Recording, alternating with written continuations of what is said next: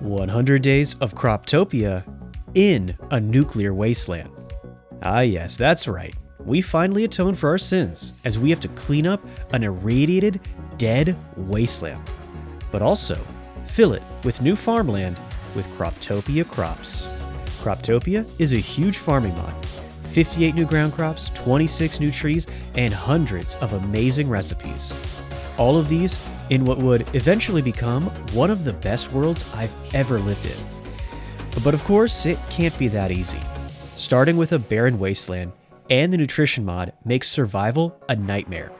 And all of our food that will help us survive has been locked away. The only way to get access to our better crops is to trade for them and unlock them, making this video unlike anything on YouTube. But if we make it through the struggles, I promise you, it will be well worth it.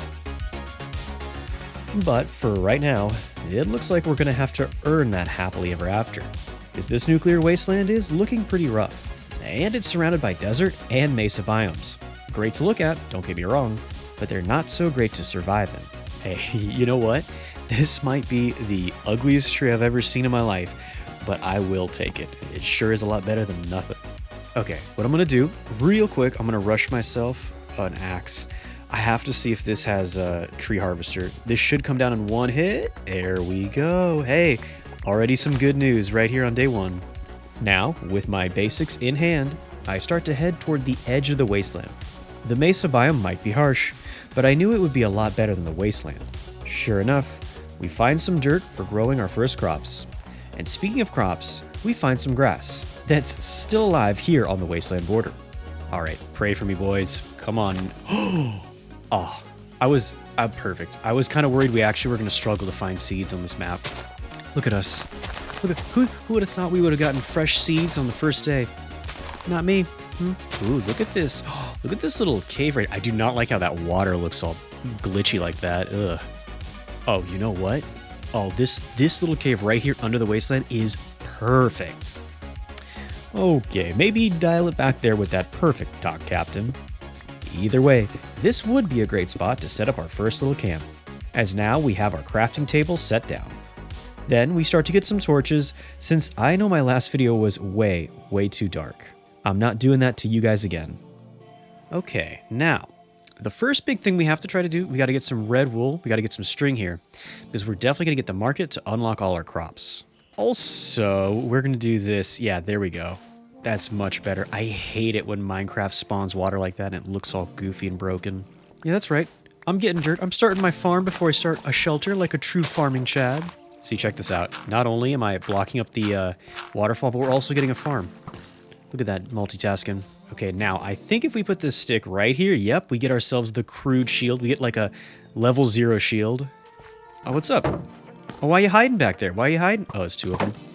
You were shooting at me earlier, bro. You were so brave. All of a sudden. I actually do have to be careful here because there's... Oh, let's get one of them to... Shoot your friend in the back. Come on. You guys can take each other out. Now, you know what? Fine. Fine, I'll do it myself. There we go. Easy bow, easy arrows. Oh, look at this. Look, easy iron, too. After grabbing our first little bit of iron, I decided to head back up to our farm. Personally, I'm really not a huge fan of doing any kind of mining run without a good source of food. So before the sun sets, let's see if we can't get these seeds in the ground.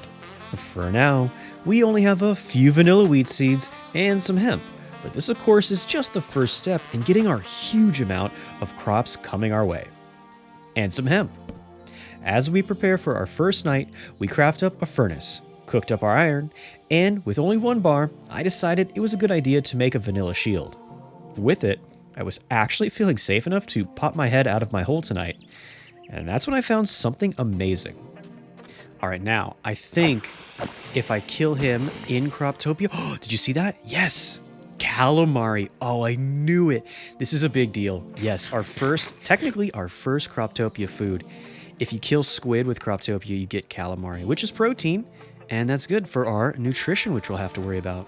Alright, let's see. We get fish, which is fine, calamari, and fish for our protein. I ain't gonna complain about that. You know what, though? I think it only fills up like half a shank of food. that's a little bit rough. I mean, the whole point of Croptopia is you're supposed to be using these as ingredients to make recipes. So what is that? Oh, the fish drop fish eggs. They drop roe. That's kind of cool. But with only protein in our fish pond, I was going to need a new source of food fast. Let's see, what do we got? What do we got going on? We got nothing going on. We have no trees and no dirt. You know what? Fine. This is... I wanted to play on a hard mode anyway. Yeah. Now, my goal is definitely to make some kind of house to get out of the cave before the night comes. I decided it would be a good idea to set up as close to the farm as I could, and I started to clear out some of the sand to make a floor. I can't really put any slabs down right now because I'm struggling so much to find wood in the wasteland, so my floors, for right now, are going to be made out of terracotta. And soon, so will my walls. I've never really built using terracotta in the past, so I gotta be honest with you guys, I don't really know what I'm supposed to be doing here. I don't know how to really approach this, but like I said, I just want something simple for right now to keep me safe over the night. So I'm just making a small box out of orange terracotta. I'll be going for more of an authentic old Adobe look eventually. That being said, the more I start to work with it, the more I start realizing that my dream of living in the desert casa is still pretty far away. I head out that night to get a bit more terracotta as the sun is setting, and I'm a little bit torn right now. I mean, this little shack is looking so boxy and kind of silly. I want to try to fix it, but at the same time, the sun has set, and I need to be more focused on just finishing it up first. But in the back of my mind, I know that I have an amazing, loyal viewer base, and I don't want their eyes to be strained here, so I am going to be rushing a few torches to light this very much unfinished build up. Also, I will be trying to keep the mobs away, but that's just a byproduct. I'm totally doing this for you guys. Yeah, this is just because of you. Either way, whatever we're doing, next up we're definitely going to have to get some doors. And since all we have right now is deadwood, that'll have to do. Ew, dude, what is this? These are like the ugliest doors I've ever seen. What even is this like jumble of pixels? Yeah, no, I don't care if the doors are open. Ah, yes, Captain can be a bit of a drama queen. But the good news is, by day 3, I did find some new doors. Look at that. Dude, they're like old-timey saloon doors. We got our Western theme going on here. I'm running my old Western brothel now. Okay, now with that dealt with, I wanted to add some depth to this basic little build. The problem with terracotta is that it's so flat that it can really make your builds have this tiny little box look, like they're plastic and fake. I tried the classic trick with so many builds where you add logs as support on the edges. I then tried to make it a little bit better by putting red terracotta as the roof, but yeesh, no. Yeah, this is, oh my god, look at that. Bro, with no textures, this looks like a Lego house. Ew, no way. You know what? Everything else aside, I actually do like these deadwood posts. That looks really cool. Sticking out of the roof, kind of like giving it an Adobe look. So with that, I started to take off the logs and red terracotta pretty quickly. I walked away from the build to think about how I was going to approach it. Oh, and also, I was starving, so it'd probably be a good idea to take a little break. Let's go attack this poor defenseless little fish. My reward for my bloodlust was getting a little bit of bone meal, and this could actually come in clutch later. But for now, I cook up the fish, and I do start to redesign the house. Yeah, see, the problem is, in real life, I think Adobe houses are made out of terracotta. I mean, they're literally made out of this block. The problem is, when they're in-game like this, they just look so... terracotta looks so flat by itself. Okay, we'll grab this one little tree. Hopefully we don't run out of trees, though. This is like the last... Oh, saplings. We can keep the saplings to keep us going. Jeez, at least I hope. At least I hope those saplings grow. Yeah, jump on in. Oh, what's that? You use the front door to get into your house? Oh, that's cute. Oh, that's adorable. Ooh, Dead Ranch. Dude, that just sounds cool. Dude, that just looks cool. Oh, wow. I got to get these on my windows. This might be really cool. Hold on, let's check this out here real quick. Oh, yeah. Oh, yeah. This is exactly what we need. Those posts on top, and then these right here. I'm going to block up all the entrances. Even though I jump in through the windows, I'm pulling the ultimate boomer move. I'm going to jump in and then block up the way so that the next people can't get in. All right, I'm done being mean. That was my last one for the video. all jokes aside, the trapdoors look so good. This has got a lot of potential. And now we will... excuse me, sir? How did you even get in here? He literally walked all the way through to the window? And while I was having some fun there, disrespecting our elders, I try to convince myself that this house wasn't super ugly. So after actually getting the whole thing enclosed and safe, I started to add some dead wood slabs to the roof. And I gotta say, this part here is actually starting to look pretty good. Now these slabs on the roof with these posts here, all of this hanging over the trap doors, I think is pretty perfect. Sir, this is clearly an active construction site, okay? If you could not, thank you. That's just standard protocol. If you're on a construction site and a civilian walks in, you just gotta kill him with an axe. That's just how it goes. Here, how about this? This room will be slightly smaller and hopefully give this very flat look a little bit of dimension, maybe. Here, we'll go like this, so at least there's like 3 wide, and then open this part up. Yeah. I like this part of the roof right here, but, I don't know. Next up, I continued and finished off the roof with those dead wood slabs, and then I went out to collect up a little bit of red sand for the next part. That night, I do set out on this little side of the house, our staircase made out of the red sandstone, even though there's nothing really on the roof to go get to. Wait a minute here. Ew, wait, what does he do? Why is he like staring into my window? You creeps. Bro, you know you gotta pay 1 emerald if you want to peep in on Captain. You know the rules. I continue to get some terracotta. I quickly finish off the floor for the next part of the base. And I do mean quickly. I need to make sure that I'm still focusing on getting as much Croptopia started as quickly as I can, or else this video might be clickbait, and we all know I'm not good enough at YouTube to pull that off. And besides, this was starting to look half decent by now. At least it would work as a little farmhouse in the desert. I did add some little stairs right here in the front, but I promise I am done with this. Yeah, okay, maybe.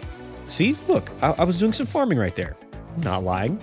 We finally do get our first little bit of wheat, which means we can start to unlock some of our new Croptopia stuff. I said we could. I didn't say we did. I might have lied to you a little bit there because I do end up getting back to the build. But on a serious note here, all of these small little details are starting to add up, and our little adobe house here is actually starting to take shape. Next up, I add the old campfire over the door trick, which I must say fits perfectly. I get a total of 4 going across the front door, then I decide to run some posts down the side. I then decide to add some of these extra sandstone blocks to the bottom, which I do think looks a lot better. And yes, this block right here will definitely come up later in the build. But for now, this happened. Oh my god, oh my god. That was, bro, where is my brain? That was almost it on day 6. Okay, there. I want to say we're safe, but like 1 skelly shot and that would have been GG for us right there. Yeah, look at that. The second I actually start to enjoy my build and I'm actually starting to have fun, of course I get down to 1 heart and I'm about to completely wipe. Yeah, that's classic Captain's luck right here. All right, here it is. This is the worst part of any playthrough for me. I hate eating rotten flesh, but I'm not going to die. I'm actually starting to like this house. I'm actually kind of excited about this playthrough. So I'm eating rotten flesh. That's what it's come to. So I've already... Wow, look at that. I've already discovered one big difference between Croptopia and like a lot of other farmers mods like harvestcraft.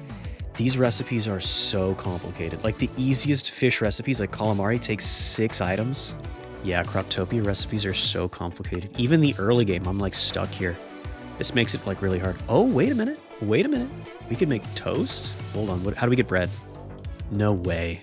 You can make flour in Croptopia. You can make dough in Croptopia, but there's not a Croptopia bread. What is this? At the start of day 6, I have to carefully poke my head out and start to bone meal up my wheat. It's not a great use of bone meal, I admit, but I'm pretty desperate here. I need some kind of food that isn't just zombie guts. Okay, so here's the bad news. I have no good way of actually making like bread in Croptopia, but at least, check this out, I can take bread, regular vanilla bread, and I can cook it in a furnace. I think I can get toast. Here we go, it actually works. Oh my god, 4 shanks of food. That's actually kind of a big deal. And it gives us 2 extra hearts. Okay, this is okay. Okay. I don't love that it's super hard to make early game recipes in Croptopia, but this is kind of nice. This is a lifesaver. So, with a belly full of bread, I was finally feeling brave enough to do a little exploring. Oh, please tell me this isn't just a desert mirage. Dude, we actually have a tree that isn't just dead, but a real tree. Here we go. Now, if we can get ourselves an apple, we cannot get ourselves an apple, but that's okay, because we got saplings, so I'm still happy. All right, let's find ourselves like a ravine or a little cave right here so we can do a little mining run right now. Ooh, maybe this will go down. Oh yeah, I think this is big enough. Let's see if we can't find ourselves some iron down here. All right, here we go. Hopefully, yep, we can get 3 iron, which should mean we'd be able... Okay, hold on. And luckily, see, look at this. Captain was smart enough to bring enough wood to make a crafting table so I could just immediately make myself another pick. Yeah, I'm a genius. Yeah, I know. I'm the best. Well, I think we can all agree that no one believes that for a second. It doesn't stop me from getting a little bit more iron and a little bit of coal too. We head back to Mikasa as the sun sets. Soon, I start to look into how can I get more yield out of my iron ore. I don't really think any super industrial tech mods would really fit with this mod pack, but create is another story. Since it's just some wood and some basic materials to make it, I don't think it would really break the immersion too much if we were to use it. Also, if you think about it, I probably shouldn't be using any more nuclear tech since we are so close to a wasteland. Kind of a touchy subject. Of course, to use create, you need the core material, andesite. So on day 7, we have to head back out and try to find some. The good news is, we do manage to find some more iron, which is great. The bad news is we spend all day searching, but I can't find any andesite. Luckily, as I head home, I'm pretty sure I have a solution. That is, if I can get home. I knew it. I should have just turned my iron into armor. No. Is that protein? Am I engorged on rotten flesh right now? No. Yep. So there we go. So I've had too much fish and calamari and protein. Oh my god. Oh my god. How many are there? No way. Yeah. And now that I'm engorged, I can't run away from anybody. I'm stuck here. I decide to play it safe, and I wait around until the sun rises on day 8 before trying to get back home. And luckily, my smart thinking didn't end there, because it turns out I was right. We do in fact have diorite right by our base. Combining this with some simple cobblestone can make andesite. It's not the most efficient way, but it works, and soon we have our first andesite alloy. Also, we get our first iron pick too. We do have to go down and grab up a little more diorite, and soon we have everything we're going to need to get started. Step 1 is getting a small cog. Soon, we combine those cogs with more andesite alloy, a plank, and a smooth stone to make a simple mill. The simple mill is a basic cornerstone block of the entire create mod. And as I normally do, I have to start off with pure muscle power, or lack thereof, and I have to grind up all this wheat with a crank by hand. Now, this right here, I will admit, it is kind of silly, because the thing is you use hunger to grind the wheat into flour, so I'm not really sure how much you gain by doing this. But since 1 wheat in the grinder equals at least 1 dough and 1 bread, I'm thinking it should be worth it. I also grind up our bones into bone meal, which is probably the more useful thing to do with our mill right now. Then, sadly, the amount of grinding it takes to crush up your iron ore is just too much for us right now. I have to take a break from that and focus on getting our bone meal onto some wheat first. Then we can go back to getting some iron ground up as well. But things aren't all bad. We just have to combine our flour with some water, which we can do by hand. And this is a lot of work, I'll admit, it's kind of time consuming. But the good news is we get a much higher yield of our bread per piece of wheat.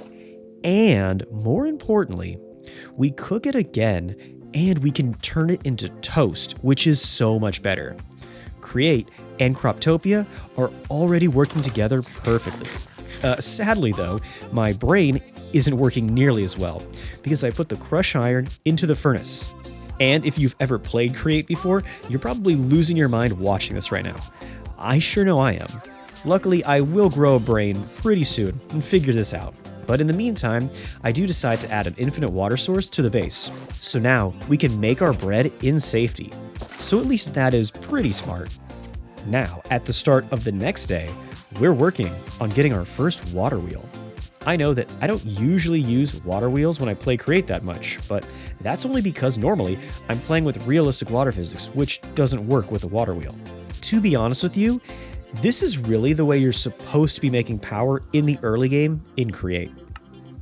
So this goes here, then water goes up there, and then it'll go over the top and go down into that hole. That's perfect. Let's get these 3 set up.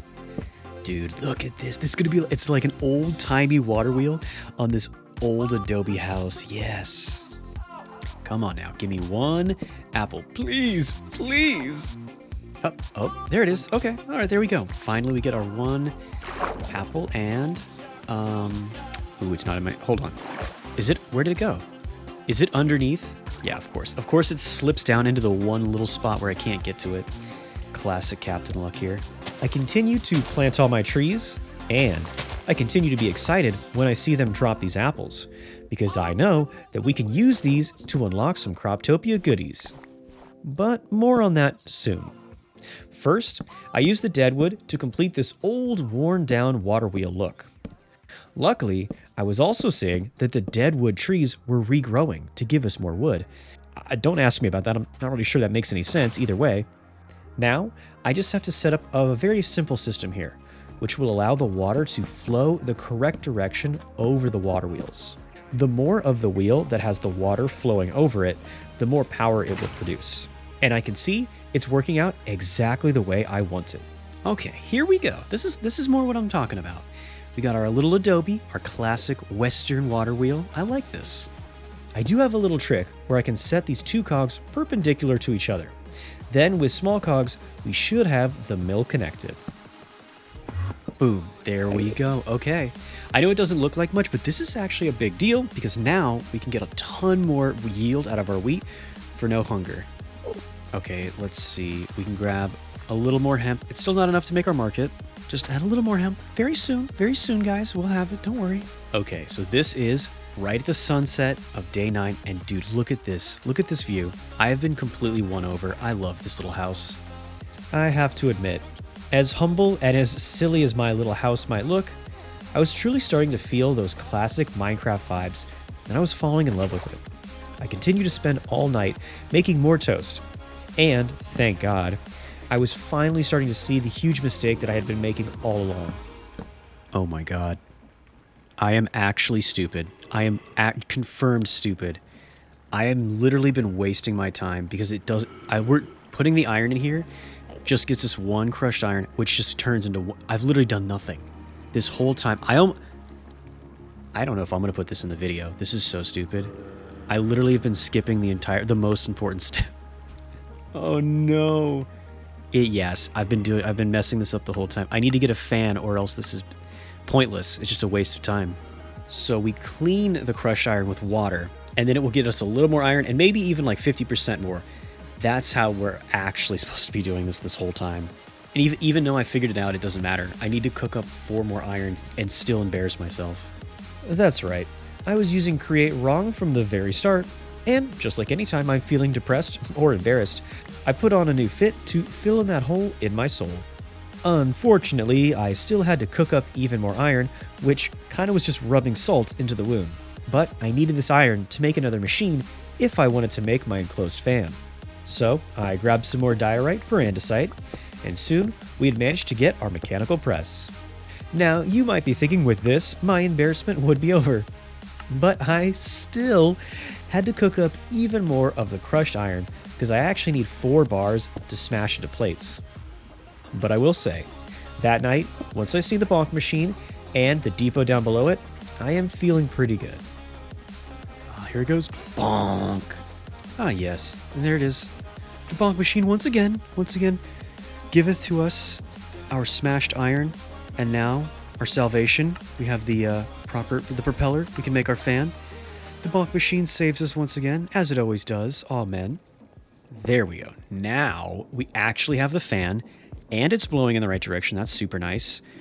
Which means now we put a little bit of water right in front of the fan. I think this will work. And then in this gap, I think if we put a slab, we can still wash. We'll get the breeze. Yep, see that blue particles proves that it's working. Oh, yeah. Yep, see that? And see how it's like, it's making all that smoke right there? That means that the iron is being washed and turned into nuggets. And now that we have our red wool, this is where the fun begins. All right, let's see. Now that we have all these nuggets, I think that we had like 20. It turns into 54. That's actually pretty good. That's not bad. At the start of day 10, the real good stuff had just begun. There we go. Welcome in. Welcome to mi casa, mi amigo. Now let's see what you have in the... I like that category already. I thought it was the Croptopia category, but I like the name better. I don't like how everything costs emeralds, though. It's not how it's supposed to be. It's supposed to cost wheat. There we go. Yes, so we can watch this. We can trade 1 wheat, and we can get our artichoke seed. That's how it's supposed to be. And there it is. I knew it. So we can trade an apple for an apple tree too. So we'll have a tree and a crop to start us off. That's not a bad start to Croptopia. Place this by the river for now. I don't know where I want my orchard to be. So this should be okay though for a second.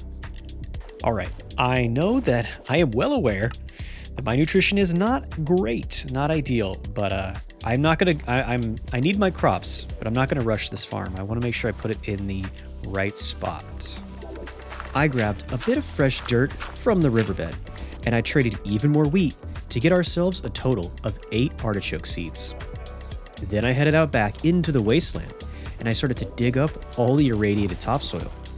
I did say I was going to clean up the wasteland after all, and this is our official start. Just like I normally do, I cleared out a slightly bigger area, and I started to set down my dirt. Okay, so now we have what was once wasteland has now been cleaned up and turned into soil. And I'm going to do just like I always do, 9 little spots here, except for this one this will be, but for now, let's do this. And here, we'll put some torches too. And there we go. First little artichokes right there. At the start of day 11, I craft up a stone cutter. Good. Then I use it to make some custom iron fences. Yeah, not so good. After setting out some oak as a border around the farm, the iron bar fences here really started to clash. It just doesn't match the old western look at all. Yep, I tried something new with these iron fences, but I gotta say, I do not like the look at all. Ooh, that's kind of cool. Look at that little spot on the trees where the apple's gonna grow. And it starts off with a little flower. That's kind of cool. And right there, and I think this already looks a lot. I'm gonna put one right in the center here. Put this here, and then put this. Yeah. Oh yeah. Dude, imagine this going like all the way around the border on top of the logs. It's a lot better than the iron fences for sure.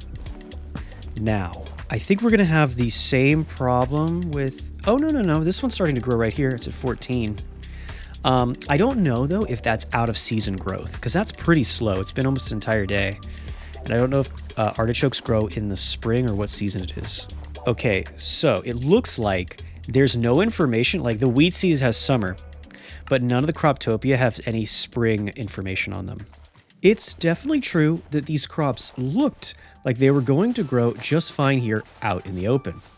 Still, I wanted to play it safe, and just like I did in my last video in Farmer's Delight, I wanted to get a small glass covering over these little buds. Okay, we're gonna put these oak posts up here like this on the way up to the roof. And I think this looks a lot better than just having big oak logs. Dude, look at this. Look at how maxed out we are on protein and carbs. Dude, we need every little apple we could possibly eat. My gym bro self would not appreciate that, but yeah, we have to wait for carbs to go down before we stop being engorged. Yikes. Lucky day 13 started with me doing my best Johnny Appleseed as I placed down some dirt and get some saplings right on top of it.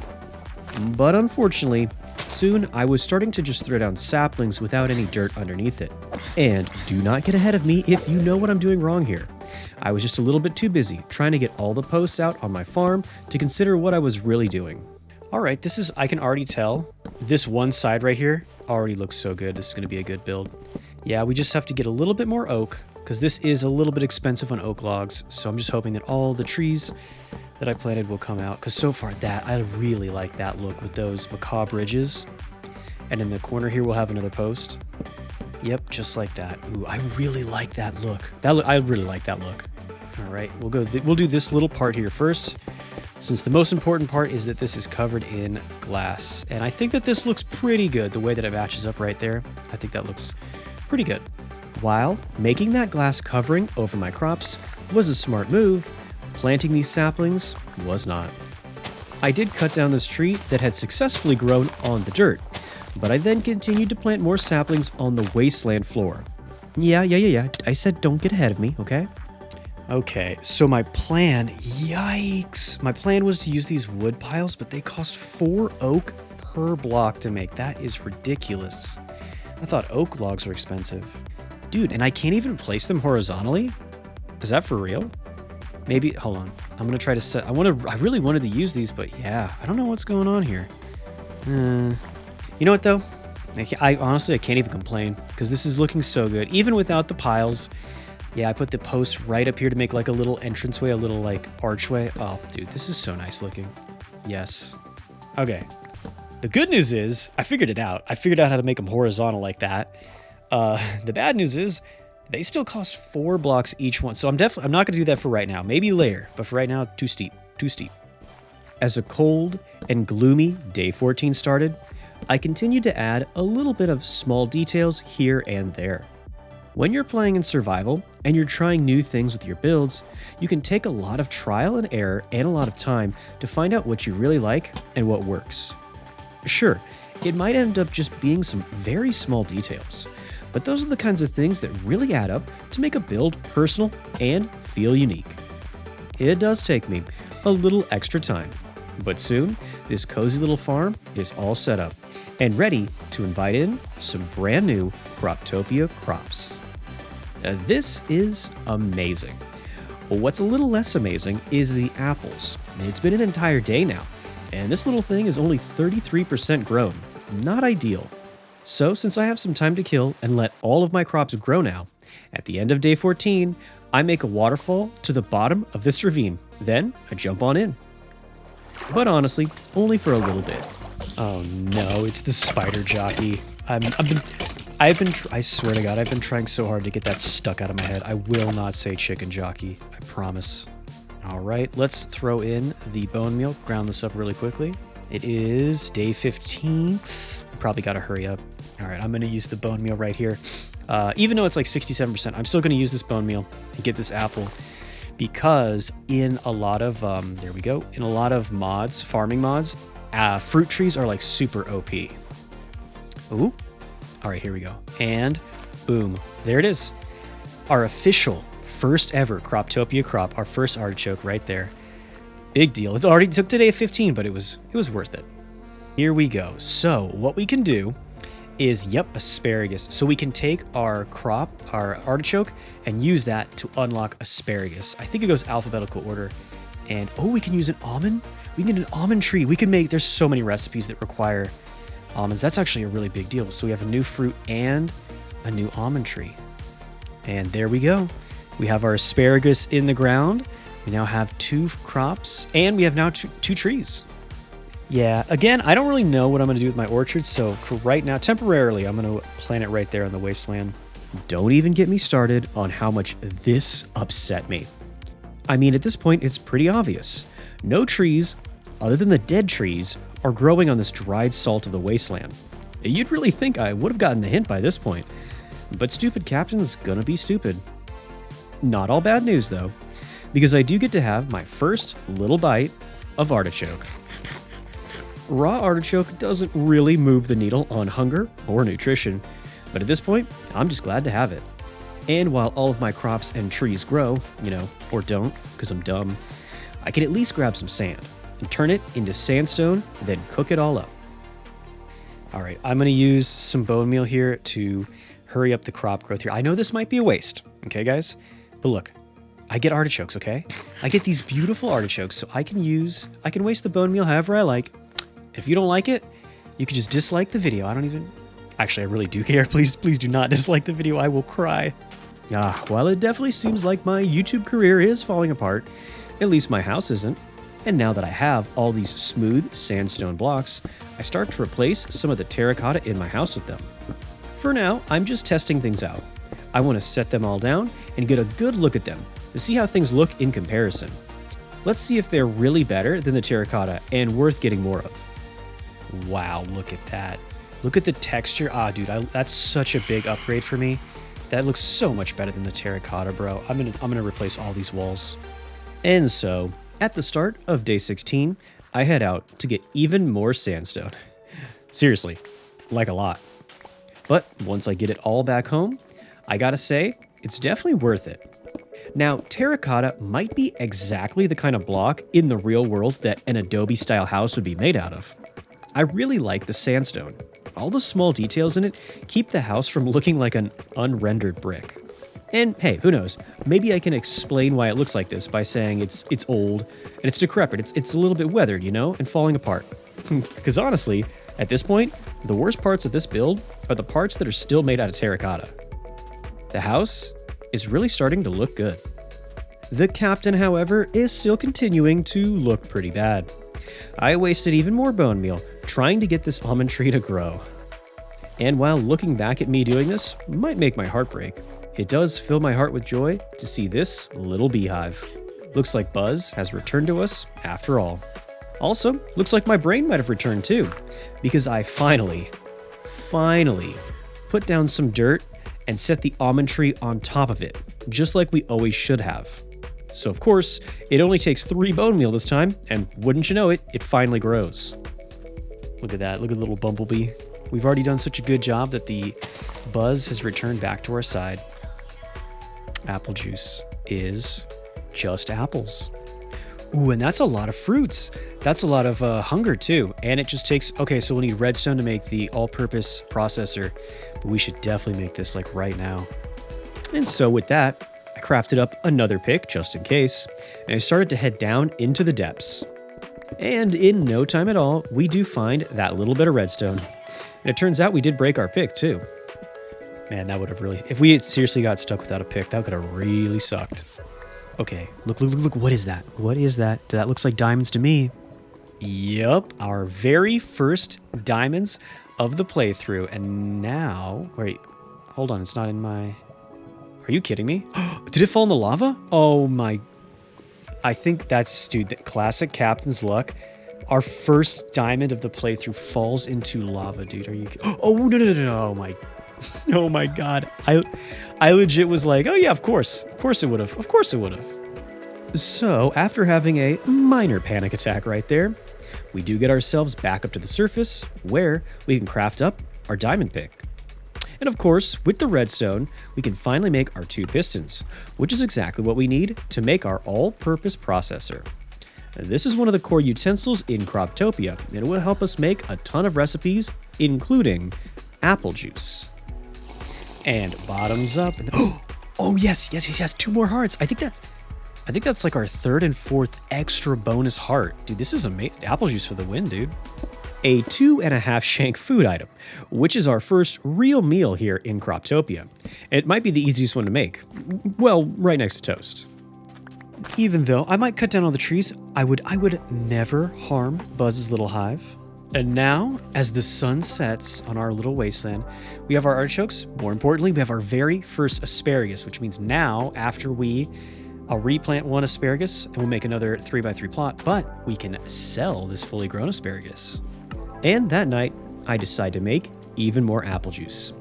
I also decide to use a little bit of bone meal to speed up the almonds since, well, now thanks to me, they're a little bit behind. All right, now I can't wait any longer. Let's find out what we can trade. Oh, what's that? That little seed right there is barley. Okay, now we have an alternative wheat source. That's kind of cool. And it looks like we have okay. I'm gonna be real with you guys. Apricot's not on the top of my list. Guys, watch this. This is my captain's hack. If you place saplings down on dirt, you don't have to waste 20 bone meal to get them to grow. Okay, so what we'll do is right over here in this little area, these 9 will become barley. And even though, just like that, I know it's just like it's an alternative wheat, but the really nice part about it is it's going to bring a really bright yellow into our farm. Look at this, look at this. They've smelled me artichokes. I knew they'd come for my booty eventually. Oh boy. All right, let's get this straight. So there's 2 of you. I have the full armor. I have 14 hearts. And the shield. You guys didn't really think this one through, did you? Yeah. Oh, poor little guy. Now, at this point, it's so pathetic. I just can feel like a bully at this point. After sending these bad boys back to the gulag, I start a small trip down to the bottom of my mine. Safe means that I am now... I think that means my carb situation is all settled. Let me see. Yeah, no longer engorged means that we're no longer going to have a speed debuff. We can actually walk around. That's kind of a big deal. Come on. Nope, nope, nope, nope, nope. No, you don't. Nope. Oh, wait a minute. What's wrong with my nutrition now? What happened? Well, the answer is my veggies. I wasn't engorged, but instead this time I was malnourished in the vegetable department. I'm definitely going to have to start eating my veggies. Well, after grabbing some obsidian, of course. So, what I'm going to do is, just like I always do, I'm going to go place the nether portal, but just like I always do, I'm going to try to place it a little further away from my base because what is that sound? Is that a jukebox underneath? Oh my god, what is that sound? Do you guys hear that? Is that in the recording? Dude, that sounds like there's a jukebox playing underneath my base. This hasn't been here. I swear that there's not like some random dungeon under my base right now that just randomly appeared. What is that? I think it's right. It's like a mob. There's a mob that's playing music. What is this? It's like a skeleton, but he's like look at all these buffs he's got on him. And he's playing music. Why is this skeleton playing music? Hold on, I know it's super dark. I know this is super annoying. Hold on 1 second. I'm gonna quickly do this just so I can see. Does he have a backpack on? He's got sophisticated backpacks. That's what's happening.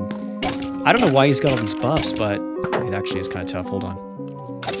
Yeah, he's got a backpack. Oh, did I break it? I hope that I can still get this plate. Yep, look at this. Sophisticated backpack has a jukebox upgrade. That's what's going on. That's why there was music. So can I play? Hold on. Yeah. That's like... Let's see. Oh, 13 is... Ooh, actually, 13's kind of the creepy one, isn't it? Yeah, maybe we don't. Yeah, maybe we don't play the haunted music. How about that? Sophisticated Backpacks is an awesome mod where you can craft up these custom backpacks. Or, as I just learned right here, they can spawn on some mobs in the wild. This would turn out to be a really big help for us, as it's going to help us manage all of our crops with a little extra inventory space. Okay, now like I was saying before I was so rudely... Okay, all right, yep, that's just how... Oh, thank you for the assist there on helping me get down here. Totally was calculated. Obviously, the most efficient way to get to the bottom of the ravine. Just wanted to show you guys, you know, how Captain does it. 1, 2, 3, 4, 5, 6, 7, 8, 9, 10. And here we go. Let's at least check this out and see where we spawn. We enter the Nether in a basalt delta, which is not exactly what I was hoping for. My food and armor situation isn't super ideal, so I don't really want to run around down here getting lost looking for a fortress. Now I do have another plan, but in order to try it out, we are going to have to wait just a little bit longer. I come back to the surface to collect a few items that would help me get what I needed for that plan in the Nether. Okay, so step one of my plan here is that we're going to get some new almonds, because we definitely do not want to be debuffed in the Nether.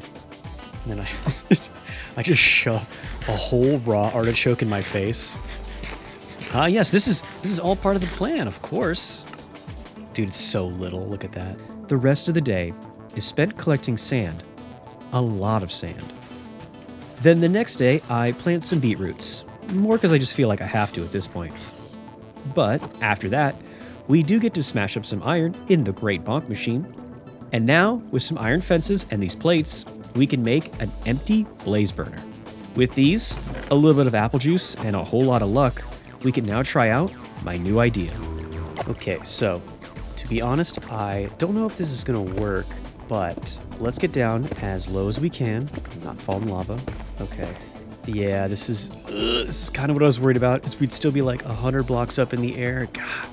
See those obsidian spikes? Those are actually what I'm trying to find, but we have to get down lower because I can't see yet. And just then, finally, I remembered something. Wait a minute. Can I? Yes, dude. I totally forgot in Java, you can place a block underneath a block. Dude, that's like, which is like the whole point of playing Java. Hold on. Yeah, like that. When I get that little symbol, ooh, I do not like. There we go, like that. Now I just have to go and dangle myself above the lava. Dude, I do not like this. I do not like this at all. We go. There we go. There we go. This is literally the worst thing. I am so scared right now.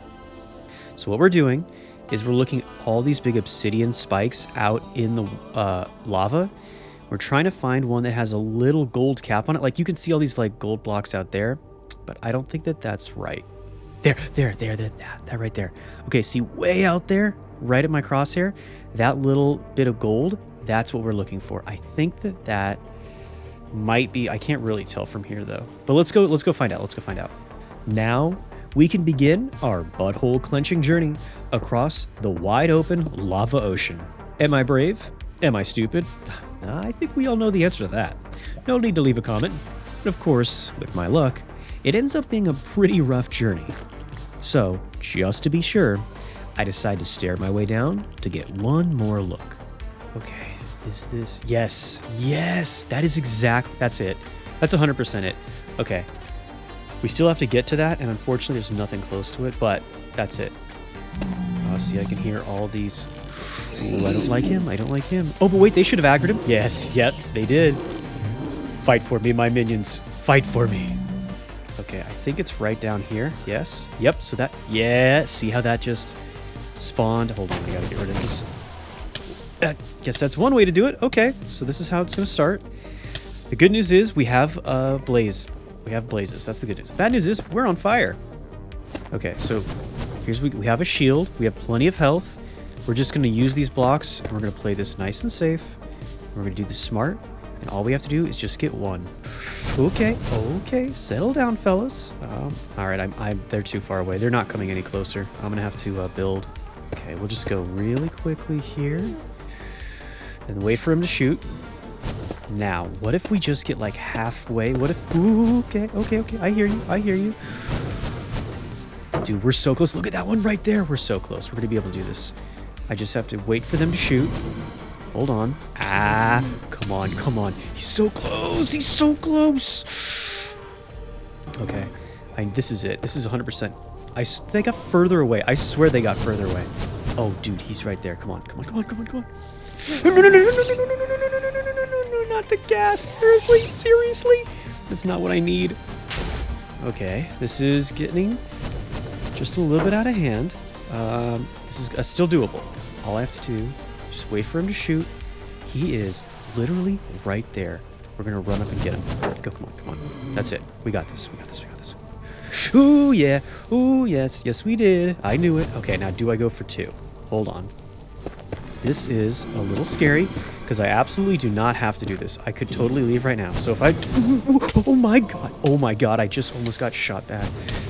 Oh my god. Oh, thank god. If that ended right there on that... Oh my god, that was like... I was on the lip. Whew. I'd say that's enough raised blood pressure for one day. Now let's grab some quick quartz and start our trip to get right on out of here. With the path already being built, this isn't nearly as scary. I mean, I still did pee my pants, but only a little. Now we're back to the overworld on day 22 with our new blaze burners. This means we've unlocked the back half of Create, and it's a big step forward. We can now work these into the cog system and get them powered. Step 1 is bonking up some iron so we can make our whisk. Now that we have the mechanical mixer, we can try to figure out how we're going to add it to our system. Hint, it's not going to be here. We'll shaft here, and then we will... Nope, we're going to put a cog here, and then... Hey! I'll put this down here. It has to be a little bit lower, I think, so I can... And then I have to do this so I can still get to it and fuel it. So there we go. So the basin will go right here, burner below it, and then it's dead. That's right there. That's the perfect layout for the mixer. And while we almost made our big breakthrough right here, Hungry Captain takes over, and I decide we're going to go get us some sugar and a few almonds before doing any more work. All right, and now I'm a man with some salty nuts, with some candied nuts, with some candied Nuts. Right, that's what I said. Aw, who let that Freudian slip right there? Who let them know I like my salty nuts? But we grabbed some veggies from the garden, and now some copper too. With this all ground up, we can turn it into copper bars. Now we can load these into the mixer basin with some zinc, and now we finally have our big breakthrough. We've just made our very first brass. And all my loyal viewers, you already know, brass is the key ingredient to making some of the more complicated mid to late game machines in Create. Of course, it can also be turned into some decent armor too. It's an upgrade from iron, and when you combine it with our better nutrition now, this should make us pretty strong. But it's not the real reason that we got brass. Now, we head back out to get some sugarcane so we can make paper. Combine that with some sand to make sandpaper. And there we go. I'll never get over how that has that eating sound effect. Ugh. Ah, yes. Even though my ears might be hurting, my eyes are pretty happy to see we have our first electron tube. After processing just a little bit more gold, we now have our control rails, a key part to our next big project. Then we make our cart assembler along with a minecart and get ready for our contraption construction with only one small hiccup. What is that? What are you doing? Move! Move! Oh my god, dude. And this one too? Bro, that hurts me to watch, man. Look, here. I'll cut this down, because somebody has to care about these llamas, right? Then, after mourning the loss of the only creature in this world dumber than me, we smash up some iron, and we can make a little bit of lime dye. This, combined with some dough, which we can get from our wheat, will let us craft up slime. And with 2 slime, an iron plate, and a nugget, we can get super glue. Next up, we're going to have to make our deployer. And finally, this is where the brass is really coming in handy. We smash some of it up, and we can make this weird, really suggestive finger, and then we can use it to make our deployer. We're almost there now. I think all that's left is to make a plow, which is just some iron and some andesite. And finally, we have everything we need to make our drills. But at the start of day 25, we do run out of andesite, and I have to take a quick little trip down to the mines to get some more.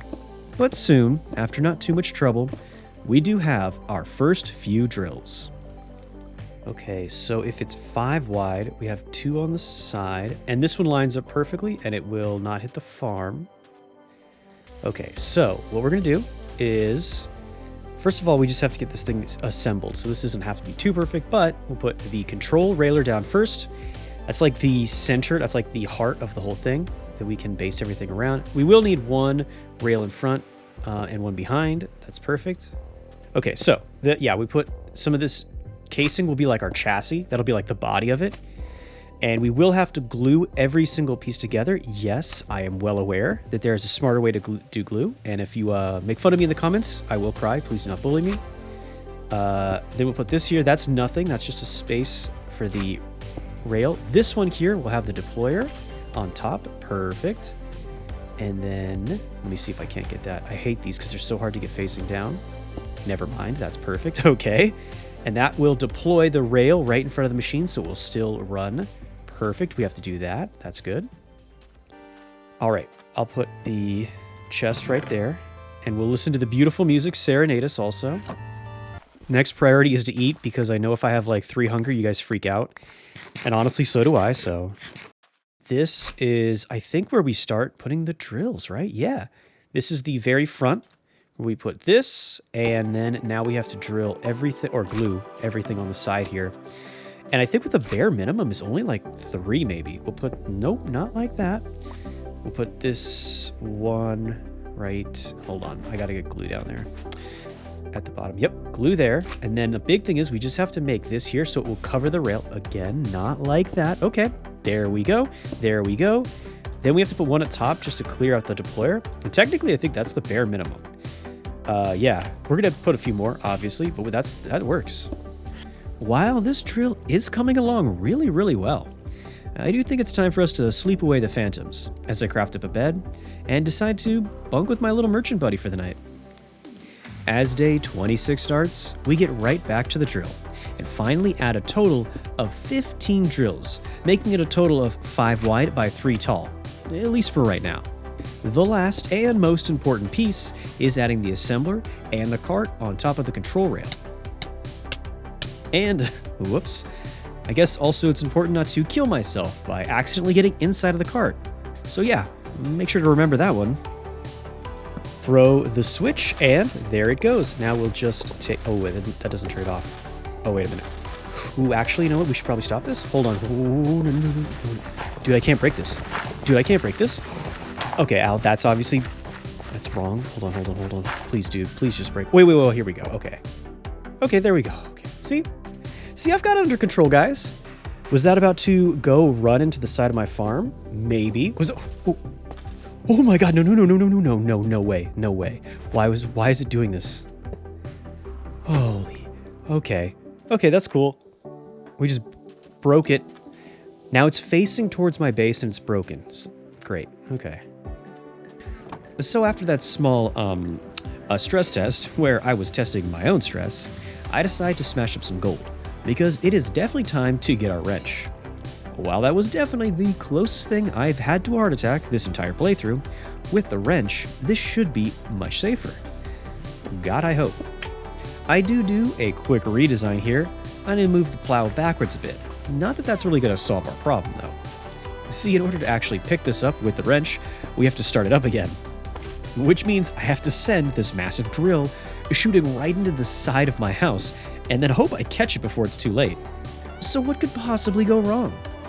Alright, now this time, I absolutely will have my wrench in my hotbar, and we're going to start this up, and it's okay, because now that I have the wrench, this is going to be easy. We're just going to throw the switch, then catch it, and good. Okay.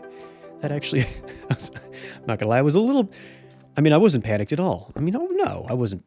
Totally fine.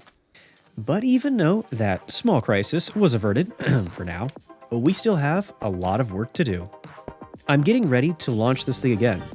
And this time, I'm not going to be stopping it.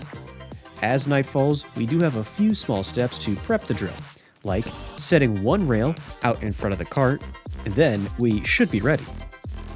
I fire up the drill, and at first, I have to say, this looks great, as all the nuclear soil is quickly being cleared away. I am super nervous watching all this happen, and there have been some ups and downs. But right here, I can actually see the dream coming true right in front of my eyes. Well, at least for a bit. Then I see that the drill is about to fall down into this cave. The whole contraption ends up at the bottom of this pit, which is, not ideal. This means at the start of day 27, I'm going to have to get back into the lab. I need to do some redesigns and a couple more additions to make sure that this drill can stay running, even if it goes over some rough terrain or some holes. My plan is to add another deployer in front of the drill. Sadly, this does mean I have to deconstruct the whole front of the drill, but I think it's going to be worth it. I do get this rude little poking right in my face, but soon I get this deployer set up just a little bit lower from the first one and make sure it's aiming down. Okay, so now with this current setup, we could clear out all the irradiated soil, which would work, because that's the whole plan of the playthrough, but that would be stupid, because then we would just have cobblestone on the ground and that would be dumb. So what we're going to do is we're going to replace it with something better. Geez, Captain, what's with all the secrecy? The idea here is pretty simple. I'm going to deploy dirt down in front of the rail to replace all the nuclear waste that we're drilling up. The real problem is, how am I going to get enough dirt to effectively cover up an entire biome? My first idea is to set up a strainer. It's a modded item that passively collects some basic items, including dirt. Now, I just add the mesh up on top, and it looks like this should work. But once again, remember, an entire biome. So maybe it's time to upscale this, as I start to not only make more strainer bases, but I also start to look into stronger meshes as well. This upgraded mesh lasts a lot longer, but it does cost iron. Pretty soon, we have 3 strainers in our pond and should be farming a good amount of dirt pretty quickly. As the sun is setting on day 27, I head out to grab even more dirt by hand so we can get at least a proof of concept at the very least. All right, so if you just think about it, we're gonna have to get at least enough dirt to cover an entire biome. So how do we do that? Yes, I was very quickly starting to think about this and realized that my dirt was going to be a huge problem. Still, I decided to push forward with the next steps of my plan. Yes, classic. Greeting the sunrise with some fresh nuts in my mouth. You know what I could do? I should just look up how much dirt a strainer collects per hour or something like that. The whole plan was starting to come together. And soon, with 4 more deployers in my hand, I was ready to start testing out some of my designs. You heard me right there. I'm going to add 4 more deployers. I wasn't just going to make like some random strip of dirt just for the rails to sit on. No. I wanted to cover the entire column where the waste had been removed and replace it with a row of dirt. Hence why I was getting so worried about how much dirt I was going to need. But soon, tragically, after watching another animal die pointlessly, I start to set out all of my deployers in a row. By the way, I just have to say this. The process of trying to set up these deployers so they're actually like aimed in the right direction is so annoying. I'm definitely sure there has to be an easier way to do this, but I sure don't know it. And of course, I have to go back and I have to reset them all again because I forgot to use glue to connect them all. Yeah, I'm having so much fun. So much fun. Finally, we do get all of our deployers in a row. Now, we just need to program each deployer with some dirt. And at least that's what I'm doing for right now.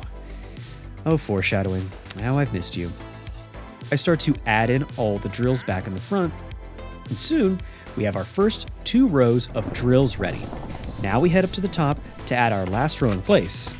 And soon, the drill is once again looking good, but I realize if I want the entire floor to be covered in dirt, I'm going to have to drill out the entire floor and go 1 layer deeper.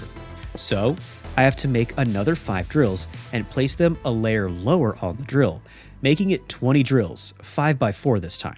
I then decide to add another chest to the drill, why not? I mean, after all, this thing is going to fill up pretty quickly now.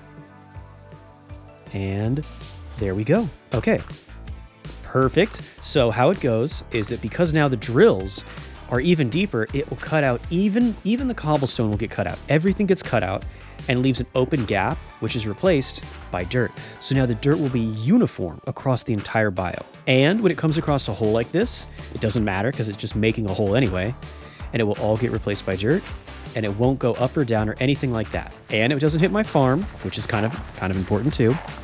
And it will now clear out all the wasteland, and all of the wasteland will be completely replaced with, okay, sorry. Yeah, it is a little bit weird that like the entire floor is now going to be 3 blocks lower, but that's okay. This poor little guy right here. Yeah, look, this is what happens when it runs out of dirt. It just kind of falls apart here. But that's okay. That just means it automatically stops itself when it's run out of dirt, which is perfect. All we have to do is figure out, the real problem here is we have to figure out how are we going to collect enough dirt to cover up an entire biome. While I must admit, I was pretty pleasantly surprised with the performance of our little machine here. I will say it definitely chewed through a lot of dirt. I obviously copied this idea of this drill itself because it is a super common, well-known design for basically anybody who plays Create. The upgrade so that it will also lay out dirt was pretty clever on my part, I gotta say. Now, I have to wait for the strainers to collect up all our dirt, which means we have plenty of time to work on our crops. Okay, so I'm not really sure what's happening right now. Yeah, that right there. I have in a mod that makes it so whenever it rains, the crops grow faster, which might be what's happening. But that's crazy. The entire farm regrows in like what, 2 seconds? That seems busted. I think this might be broken. Okay, so now that it's not raining anymore, I think we might be okay. I'm gonna go ahead and get in here and get ourselves a brand new crop, which is basil. That's not so bad. I bet you basil will come in use for a lot of, like a small ingredient in a lot of crops. So we will take our 9 basil. Perfect. Okay, I see. Hold on. Let's trade our apricots in because we have a new tree right here. Now, is that a yes? It's an avocado tree. We're going to have avocado. We're about to have guacamole in this playthrough in like 2 seconds. Perfect. Yeah, that is still broken. Even though it's definitely not raining, that is still broken. Okay, so it's official. I think that this is the default tick rate, which means that this should... Oh, that looks like it's working. Okay, so I just reloaded my world so that now it's not open lane or whatever. It's not cheating. I'm not in creative here. And I hate to do that. I hate to mess with it because that is kind of like cheating and I feel bad. But it's like, I'm not going to play with a broken world. So I really hate to do that, guys. I know that kind of sucks, but I kind of had to. All right, this is probably the worst part about Croptopia right here. In most farming mods, you could just throw food into like a furnace and cook it. But here, look, pepper, a skillet, olive oil, garlic. It's like 5 ingredients for one item. It makes it real tough. You know what? I can't even be mad. I'm not even upset about our roasted asparagus because look at this. We now officially have avocados in our world, boys. Looks good. The wasteland is being healed and the avocados have arrived. I will take it.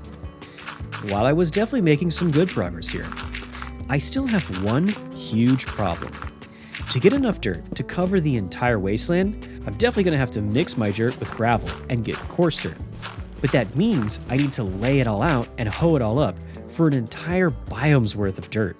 Dude, you know me, I love hoeing it up, but this ain't love. I do start to mine some cobble because you can turn this into gravel in a mill, so we should technically have infinite gravel, which we can in theory have infinite dirt. Unfortunately, we don't have infinite time. All right, if we use coarse dirt and regular dirt, it'll basically double our supply that's coming out of these strainers. So still, at this point right here, I am going forward with my plan, but deep down in my heart, I know I have to find a better solution. All right, yeah, let's go ahead and do this. We'll just make a ton of coarse dirt, and then we'll lay it out here on top of the mountain, top of this terracotta. You know what I could do? Here's what we'll do. I'll have the machine lay out coarse dirt, and then the entire valley will be coarse dirt, and I can come back later and hoe it up if I want to. I can even leave some areas coarse if I want. Bro, I'm literally in a headspace right now where I'm thinking if I could make a second machine that just has a bunch of hoes on it. I think I need to go to bed, you guys. But go to bed, he did not.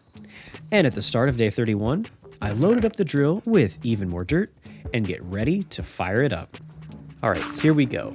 So for right now, we're just going to continue. To use regular dirt. But that plow hoed the ground up. Wait a minute. Does the plow hoe the ground up? And so with that new bit of knowledge, I was starting to cook up a new plan. I still decided to let the machine run through the dirt that it was already using, and I guess I pulled a little jack at the bow of the Titanic move here at the top of the drill. Yeah, I guess it's a little bit silly, but look, can you really blame me? After all, I was super proud of what we were doing here. I think really quickly I'm going to stop this, and I need to see something. I need to see something about plows. Put this here, and we'll set the machine out again, but this time we just won't turn it on, so we'll just leave it right here for 1 second. Whoa, that's a lot of waste. That's a lot of waste soil. Look at that. That's almost an entire chest of waste soil. You pick this up, and now maybe we can go bury this and cover it in lead or something. Yes. My beautiful chest of my spicy, angry rocks. But more importantly, though, than that, I think I need to figure out, does the plow act as a hoe, and can it hoe up the land behind it? But apparently, my drill and all of my riches had attracted some attention. Oh no, look at this, look at this. My worldly possessions have attracted some prying eyes here, and I don't have a shield, great. Oh, he gave up the high ground, you fool. You absolute fool, I thought you would have learned. Okay, this is it is a little frustrating that I don't have a shield, but luckily these guys don't have any skill, so I can just smack. Oh, here, let's see if we can bait him to the corner, let's see. Yep, yes we can. Come on, peek your head out, come on. Splat. But let's get back to business. I've now grown up some of my basil, the newest Croptopia crop, and as the sun sets, I can trade it for a brand new little tree. Bad news is we do have bad omen, but I don't think that'll matter. The good news is now we also have bell peppers. Ooh, okay, that's kind of a big win. There's a ton of recipes I think we can make with bell peppers. Yeah, in harvestcraft, you can make like stuffed bell peppers. And I'll bet you we could do the same thing here. I'll bet you we'll be able to make a lot of Mexican food with the bell peppers now. Perfect. This was a pretty good point here. I mean, as much fun as I'm having making my house and this amazing drill, I'm starting to get really far behind on my farming. Croptopia has over 58 crops and 26 trees, and I've only gotten my hands on, maybe 6 or 7. I should definitely be focusing on my farms a whole lot more, but the tech mod fanboy in my heart was still trying to make this drill even better, especially since now I was going to be able to use coarse dirt and all of our gravel. This makes our strainers, which collect gravel, even more of a big deal for us. All right, I will be the first to admit I went a little overboard with the strainers here. However, more strainers, more dirt, more gravel, and more coarse dirt, which is like, at this point, it's basically the fuel for our drill. Okay, let's see. We have 10 crushed iron ore that did not make it in there. Okay, there we go. Now let's see how much iron we get. Okay, I'm going to see if we have avocado toast. Wow, and it's only avocados and toast. Okay, I know that saying that out loud now sounds kind of a little bit dumb, but here, look. Any recipe in Croptopia that is just 2 items, it's just 2 ingredients, is kind of a big deal. Yes, trust in the captain. If you guys ever play Croptopia, you gotta find an avocado tree. Ooh, actually, we used up all of our iron for the strainers, which means I am gonna have to get some more to fix the drill now. Now, I'm heading down into the mines to get even more iron. For the strainers, but also for the drill as well. Until I found another monster box, and I just couldn't resist. I do not have a shield, which is not ideal, but I think I have an idea here. Let's go ahead and grab the aggro. Yep. But now watch this. I don't think they can get to me. So, yep, look at this. Oh, okay. The spider, of course, can get to me. No. Oh, no. Did I just get poisoned? Oh, my God. Where? I can't even see the witch. Is she's all the way back there? What is she, LeBron James? Oh, my God. I am at half a heart. I'm at half a heart, and I am still fully poisoned. Thank you. Okay. Now, what we're going to do is we're not even gonna mess around with that. I don't care if they can't get me. If a spider or a skeleton shows up, yeah, now that I'm gonna literally just be stuck here eating asparagus for like 10 minutes. But hey, look, at least I'm gonna get the veggies, right? See, it's all planned out, guys. Look at this, just 2 ingredients: celery and peanuts. We could probably get that pretty soon. I'm gonna try to get this. So I'm gonna try to get celery and peanuts soon. Yeah, see, guys, best nutritional advice from the captain so far. Just poison yourself so you make room for veggies, duh. So, sadly, with a little bit of disappointment, I just have to continue my iron grind. Until... Ooh. Oh, is this a spawner? It is a spawner. It's a skelly spawner! Oh my God, it's a skelly spawner. Oh, wait, what's that? It's a the Forgotten. These guys actually really suck. Thank God he's over there, though. That was easy enough. All right, I'm just gonna charge in here. I ain't scared of you. I ain't scared of you, skelly boy. If I just put right there, it would be about 2 blocks short, which is okay, that's fine. And there we go. Excuse me, sir. I'm actually doing something. Watch this. Now. Yep, see how all this loot collects right down here? We put that there so they can't shoot us, and all the mobs and all of the bone meal and arrows will come right here to our fingertips. Okay. So what we're going to do is we're going to build up staircase and dig our way up to the surface. And if this spawner is even like within 100 blocks of my house, 1,000 blocks, it'd be so worth. Okay. Yeah, unfortunately we popped up right on top of a mountain, which is exactly what I didn't want. Wait a minute. Oh my God, the base is right there. Oh, dude, the spawner is literally underneath the base. This is going to be easy. We can fix this. Yeah, so we'll just... Right here is where we'll turn around and start to head back up. Oh no, please don't be... Oh no, sand is a good thing, I think. Does that mean we're going to be here? Look at that. Look at that. That's like perfect. Dude, I couldn't have planned that better if I tried. And then all we have to do is we run up here, we throw our bones into the grinder, and basically we're going to get infinite bone meal. Perfect. And so, with a huge boost to our bone supply, the entire game has completely changed. Now, I was setting up my trees on a fresh little patch of dirt, and I was bone mealing them because, of course I was. Now, I can bone meal whatever I want. And now, we have all the dark oak you could possibly ask for. Ooh, look at this. Oh, that's kind of funny. This actually stuck to the wood. I wonder if that'll grow almonds. That would be kind of cool if that could. I think in Fruit's Delight, it didn't work. So if it doesn't work, I won't cry. Oh, we got dark oak saplings too. Oh, bro, that's crazy. We literally have all the dark oak we could possibly want now. So let's go ahead, boom, boom, boom, boom, and get our first big tree. We got another 4 right here, I think, yes. With our brand new wood supply, I decide I'm gonna make a stack and a half of stairs. Cause, well, you already know. I start to set down a staircase all the way down to the spawner for easy access. This makes the spawner way more incorporated, more or less, to the entire build. Uh-oh, what does that sound? We have a skeleton outside of the spawner room. We got a rogue asset. Where's our security detail? I think I will put down these torches so that the only spawning is the one inside the spawning room.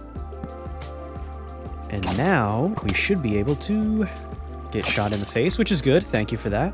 Now we should be able to get all the bone meal.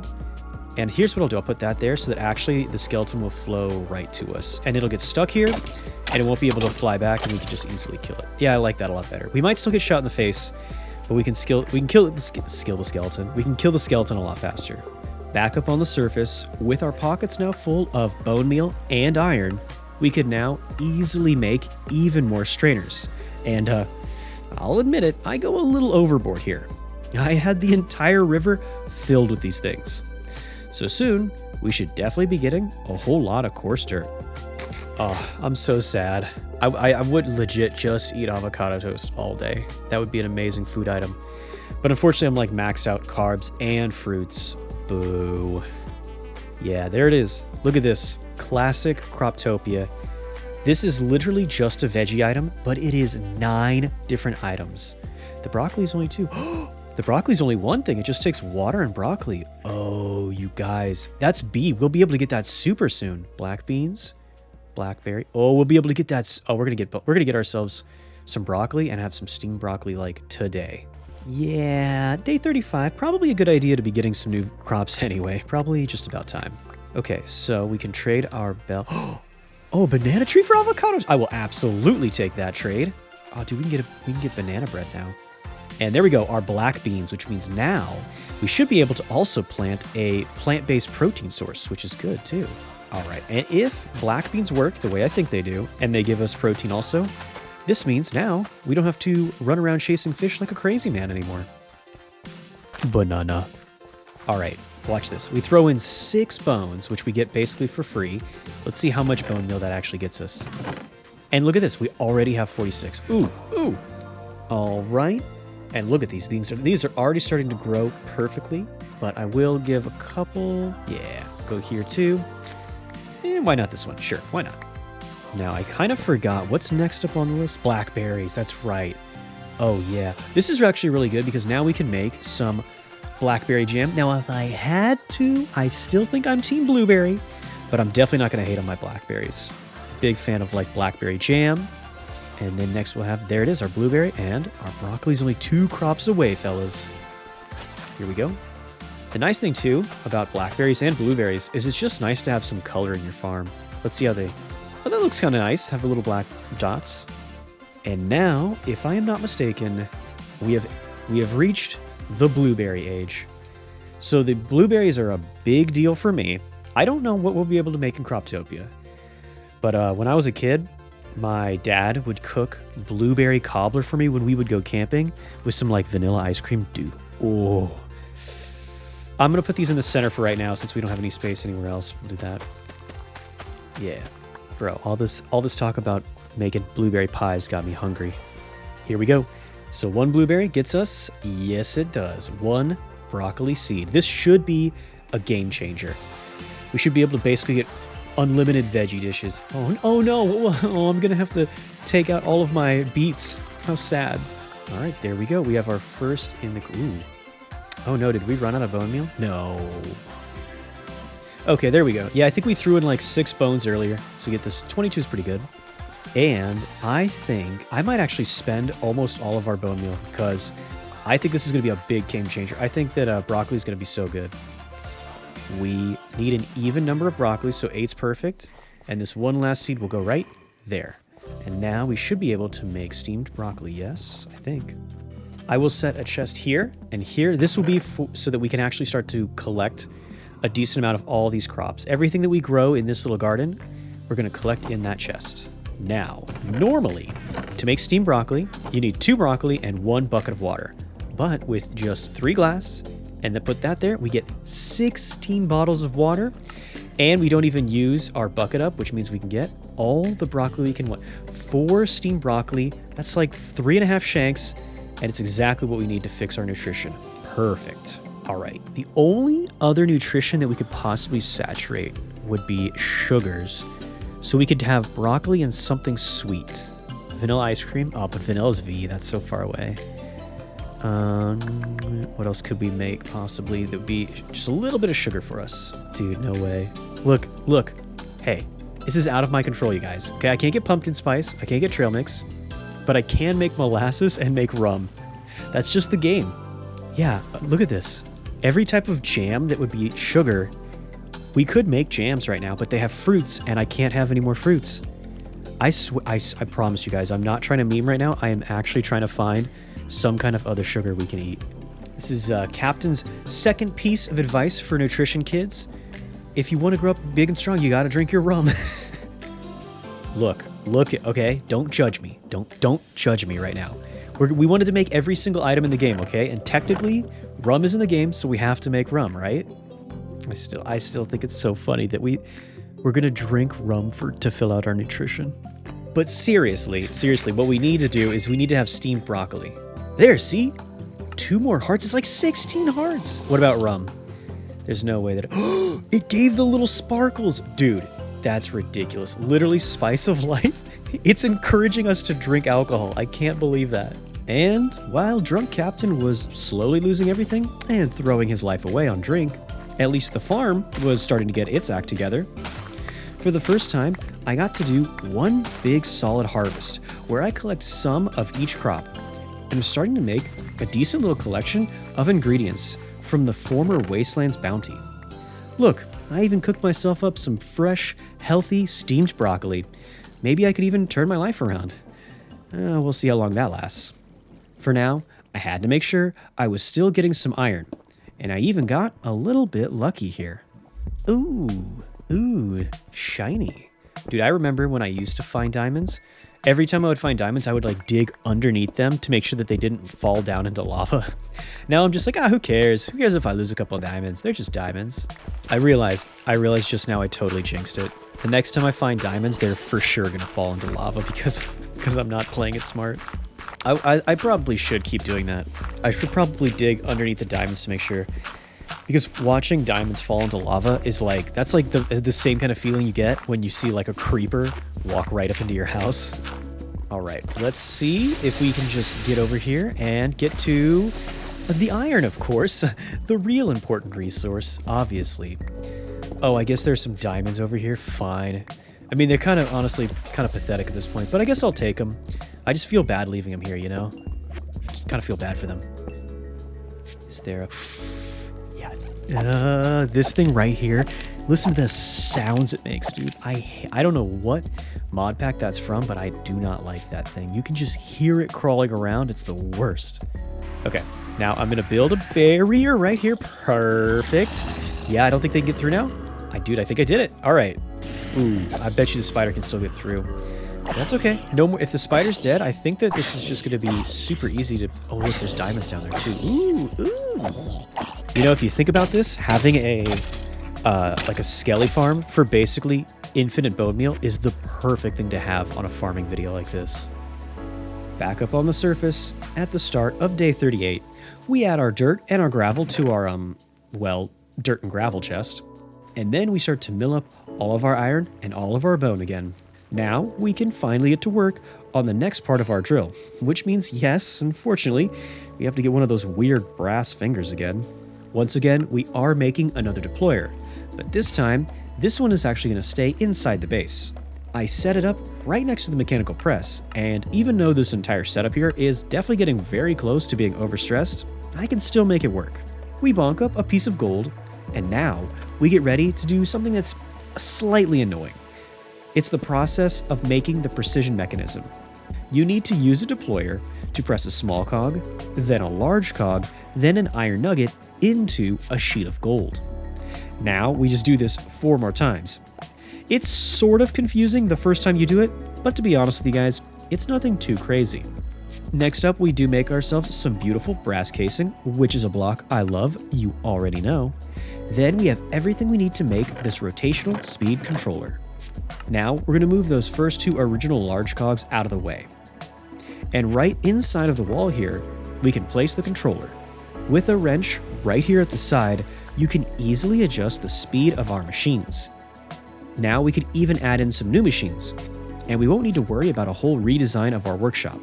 In fact, we can add and subtract whatever machines we want. For example, if we were to take off most of the machines and just leave the core drill and fan setup here, we could really crank up the speed. Honestly, at the end here, this is going much faster than I was thinking it was capable of.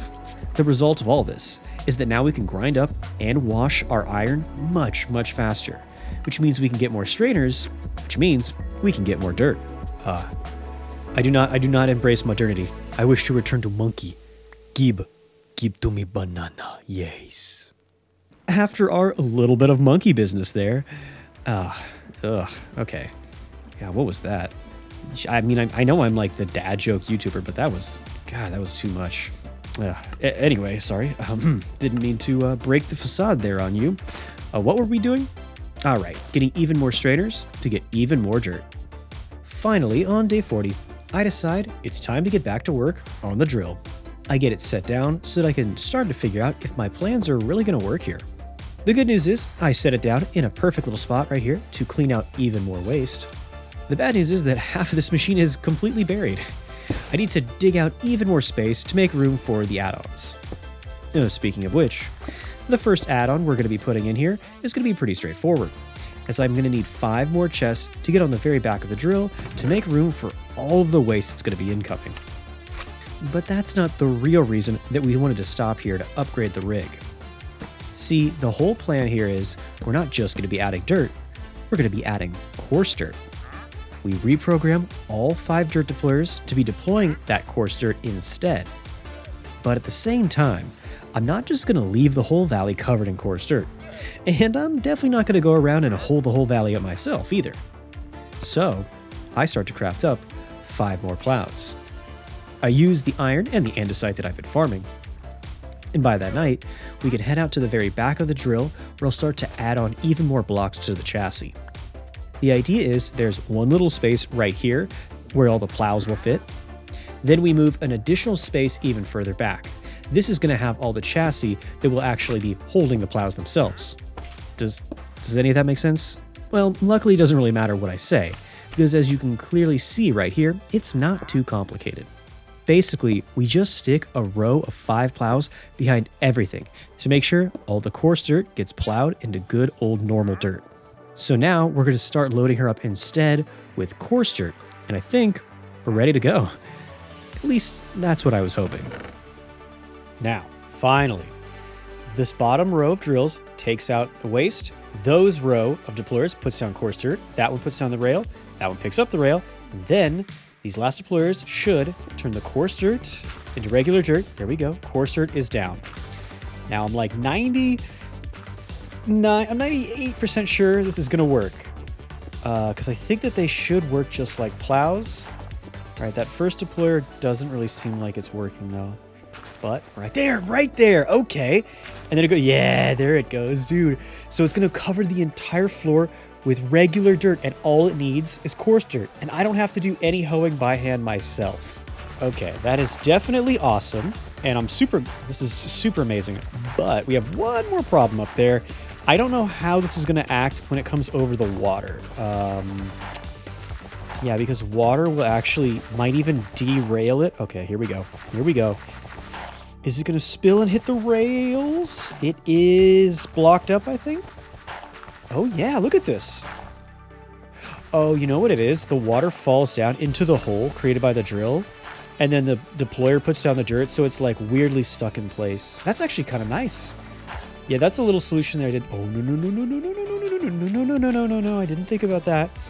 Okay, we got lucky right there because the water did not touch the rails. And the only thing that is a little tragic is that anything covered in water doesn't get turned into regular dirt, which is no big deal. That is absolutely fine. I'm not going to mess with this machine. Yes, it did take us all the way to day 41, but We finally have a fully automated machine. And all it takes is coarse dirt, and it will turn any biome into a fresh, hopefully green. Yeah, look at this. The only real problem is that there's like a ravine below us, but that's not so bad. At the start of day 42, I start to fill in all of the ground here with dirt to get rid of all of the water. Then I start to line myself up for, well, whatever this next part is. All right, now that we know for sure that this contraption works, what we're gonna do is we're gonna put this right here and then this facing towards my base, because what we're gonna do is we're gonna send this contraption drilling right underneath our house. Get myself a little bit shwasty here. Remember, kids, if you're gonna operate heavy machinery, definitely have a couple drinks. Captain's advice. Okay, I think this should be ready to go. I just want to make sure because this is kind of dangerous. But once the rails are in there, we should be good. And boom, there we go. So now it will be going underneath, hopefully underneath the entire... Why is that doing that? Why is it doing that? No. Dude, it just took a huge... Why did this happen? Why did it put dirt a level higher than it's supposed to? It's never done this before. This is the first time this has ever happened. Why did it all of a sudden put down 2 layers of dirt in one spot and then rail upwards like that? And it took a chunk of my house out too. Oh, look at him. He's like hiding. He's like hiding away from it. Oh. Okay, so the bad news is I have no idea why that happened. So like, I have no idea what my solution's going to be. The good news is that hopefully maybe we'll find some good news. Unfortunately, even by the start of the next day, I was still having trouble with the drill, and I didn't have any idea why. The drill was starting to do some damage to my house. At this point, I was worried it was going to do more harm than good. So for now, I decided I'm going to move this to a new area where it'll be a little bit safer of my food supply. Now, I'm setting up the drill right here, and I'm trying to see if I can get it to run underneath the farm. Our Croptopia progress hangs in the balance. What could go wrong? Okay, now I have my wrench. We're going to turn it on, and if it goes wrong, I'm just going to immediately pick it up. Oh, wait, never mind. It was actually, I think it's actually working perfectly. I got a little nervous there. All right, set it down 1 level lower now. So this will miss some of the very top waste soil, but it should go directly underneath the farm, I think. I'm just going to keep an eye on it and make sure that it stays at the exact same level. Perfect. It does miss some of this wasteland, which is fine. Oh, wait a minute. Hold on. Whoa, I got to go. No. Okay. I think I got it in time. Yeah, I think I got it in time, because if I didn't get it in time, I think the machine would have started going haywire. And we'll just do this and get the water back in here so none of the crops die. I think we got it in time. I think we did this fast enough so it's actually okay. Okay, there it is. All right. So the good news is it is successful. That worked out perfectly. It still is working out perfectly. It's got some sand falling in front of it, but that's no big deal. Now we could just take this out by hand. Yeah, so for some reason, it was in a weird spot where the drill just kept on wanting to jump up. I don't know why. While I still couldn't quite figure out why the drill kept jumping up a level, I did manage to pull off another full run underneath the farm perfectly, removing all the radioactive soil and filling it all in with a layer of clean dirt. So, why not try to do it again? All right, so we're going to start this thing up. My only solution is that now, just like we had it on that other row, it is a layer lower, so this is good. Everything is working out just fine. I don't know why it has to be at specifically this level, but I am not going to question it. I should probably have my drill out so this doesn't run into my house. Okay, everything's still going well. Yep, this is the part right here where it messed up before, and I think it's actually working. Okay, I kind of just dropped my backpack. I kind of forgot that I'm supposed to turn off the water here. If the water falls down onto this, I think what will happen is it'll just stop. Excuse me, sir, I don't have time. I think maybe that's exactly what just happened. Yeah, I think it's... No. Oh my god. It's... No. Oh my god, please stop. Please. Dude, it just ate a huge hole out of the front of my base. Oh my god. Okay, that could have been a lot worse, though. It could have been worse. Other than the occasional drill rebelling against me and almost wiping out my entire build, things were going pretty well. Grass was starting to spread all over our fresh new valley floor, and I had thought I was finally figuring out how the drill would work. However, there was still that little bit of waste underneath my base that I had to clear out. And off she goes, and now we are at the proper level, so this isn't going to jump up, and I'm going to stop talking because I don't want to jinx anything. Okay. And finally, look at this. It's perfect. It has one last chunk right here, but finally all of the radioactive soil has been taken out of the bottom perfectly. There's a little bit up here that I can take out by hand, but dude, that is so worth it. Oh my gosh. I don't know what we did to figure it out, but it worked. Finally got it to work. As the day was ending, I finally decided to take all of these non-growing trees and move them down to our new forest floor. Now they could grow and make us all the wood we would need, and with it, we could start our new build, which would be unnecessarily expensive wood piles, of course. While they do cost way too much to build, they would be a solid addition to our new floating farm. Sir, I'm obviously not having house guests. My house is very, very much under construction right now. At the start of the next day, the drill had cleared out all of the radioactive waste underneath my base. Clearly, there was still a ton of work to do in the future. But right now, with the drill actually working and us collecting all this coarse dirt, I actually was starting to hope that we would be able to make some good progress moving forward.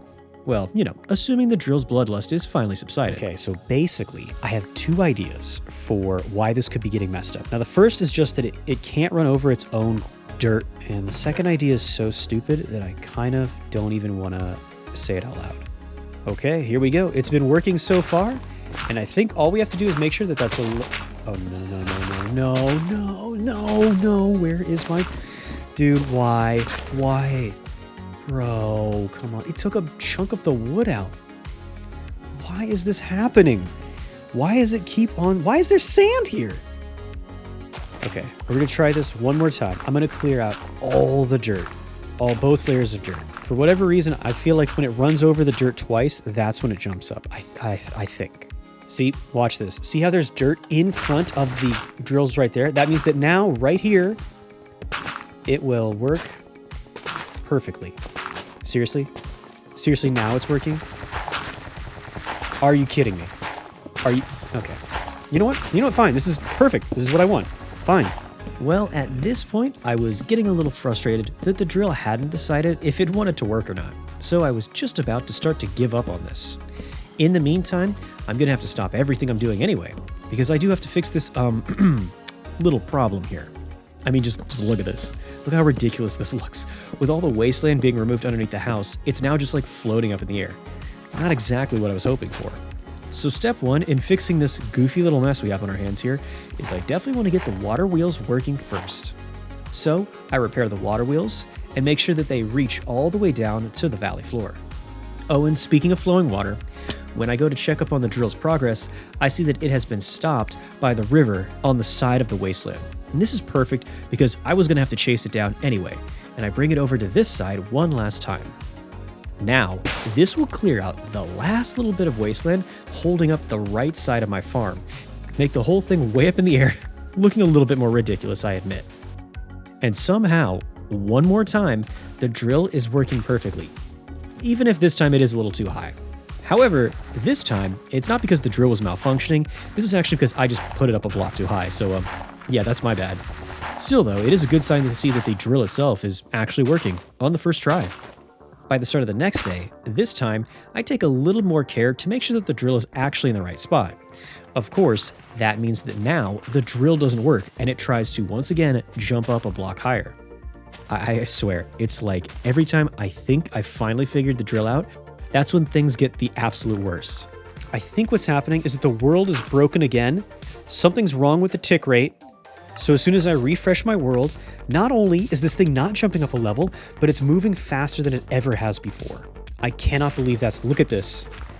I can't believe that was the right answer. The answer the whole time was just that my world was moving too slow. The entire time, the real problem was that my render distance was too high and I just had to refresh my world. That is so... That is so deflating. That is actually so soul crushing. You know what though? Why am I mad? I figured it out. I actually got it to work. By the way, you guys, just so you know, whenever you get into the comments and you ask for mod packs, I want to give it to you. I want to play with you guys. But I do not want you to have to suffer like this. I do not want you to have to go through this. I do like the dark oak. This beautiful, ornate, lovely dark oak ladder. Of course I put it in a spot where I'll probably never come up here ever again. There we go. And with this, I think that the water wheel should be back up to 100%. Yeah.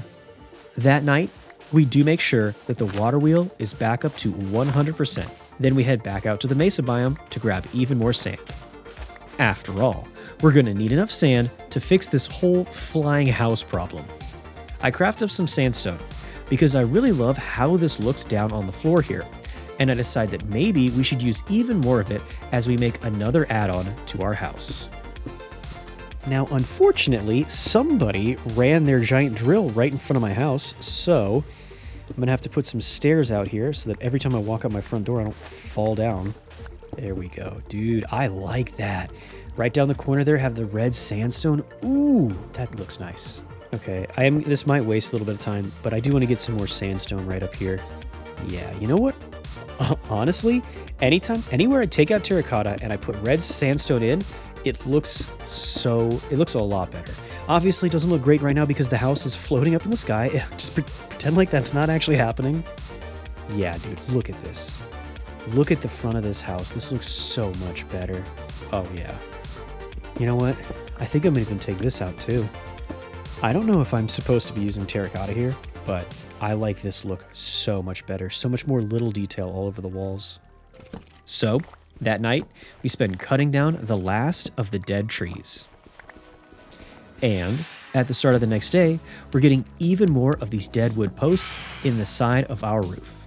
Okay, so we're going to build this bottom floor 1 block wider here, and I'll even build out the back a little bit more, which should hopefully add a little bit more dimension when you're looking at the whole thing. And here, we'll put some logs. This will be holding up the whole, like, water wheel assembly thing that'll be stuck right on the side of the base right here. That looks good. I think let me at least look at these. I actually really like the look of the dead wood slabs as like an old worn down wooden roof. I think we will do this. Okay, now this does not look good, but look, I swear once we get some more details in there, this is going to look a lot better. Do not judge it by how it looks right now, please. Okay, so now we will cut out all the terracotta floor and we'll replace it with the ceiling, quote unquote, since now technically this is the second floor. I'll move you, buddy. I promise you it will be worth it. And then we'll set all of this out right here. I don't know if I'm going to change the first built room here, but we'll see. Okay, this wall right here, this is the one that's looking a little bit wonky. We'll put these in, and then it still is going to get a lot of love. Right now it just looks so flat, but let's go add, right on the corner here, we'll add more of the sandstone. Yes, perfect. Oh no, this makes it look even more goofy. Hold on here. No, this is not. You know what's going on is these windows are like slanted. There's like 2 gaps and then there's 1 gap on the side here. Yeah. Can't really tell how this is going to look because there's still a lot of dirty wasteland up here. But if we put these posts here and then we'll clear this out and put one right here. Okay, that's perfectly asymmetrical. Oh, symmetrical. Okay. Once again, we're going to bring campfires will save the day, I promise. Oh, yeah, look at that. We have the windows covered up, and then all the little doors will have a little extra coverage. I'll even put some posts here to, like, hold the whole thing up. Dude, here we go. Now it's starting to actually look good. Yeah, look at this. Yeah, once we get some of this little old deadwood and we get the campfires on top, this looks so much better. This is already looking the way I want it. Okay, I know I've been using a lot of these trapdoors, these ranch trapdoors, but dude, look at this. They're perfect. This is exactly the look I want. And now the whole thing is starting to come together, except this time it has even more scale with the second floor. It's looking even better. I'm going to cut this open right here, I think. Yes. Yeah, let's go ahead and put this pillar here and make a ladder to get up the top really easily, because eventually we are going to have to come down to this basement a whole lot. Okay, so here's what we'll do.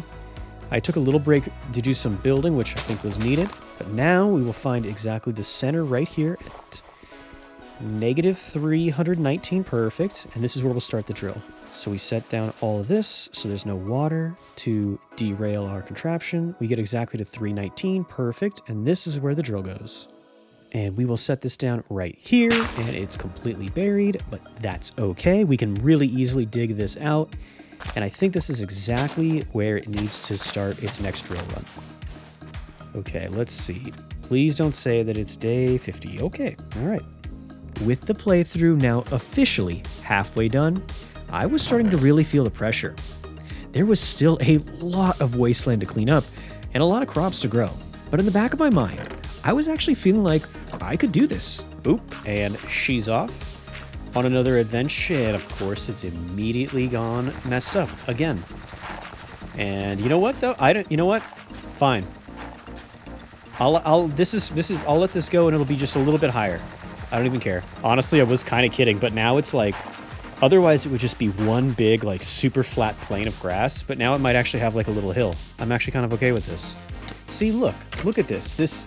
Every other time I ran the drill, it was a level low. So now there's a roof here. We basically made a giant mob spawner. So you know what, guys? I've convinced myself that I like this. All right. Now, I'm not 100% sure how we're going to do this, but for right now, we're just going to at least make some supports. This farm isn't floating up in the sky. There we go. That's good. Okay. What I really want, I want to use these decorative piles as like mega thick supports at the base. Yeah, see, so look, it's going to have all of that dirt, and all that heavy farm is held up by these super thick decorative piles of wood that look like they're 4 logs wide, because guess what? They do in fact cost 4 logs to make. And then we'll cut this, and maybe, oh yeah, look at that. I like how they look when they're going sideways too. It's expensive. The good news is we have a ton of oak now.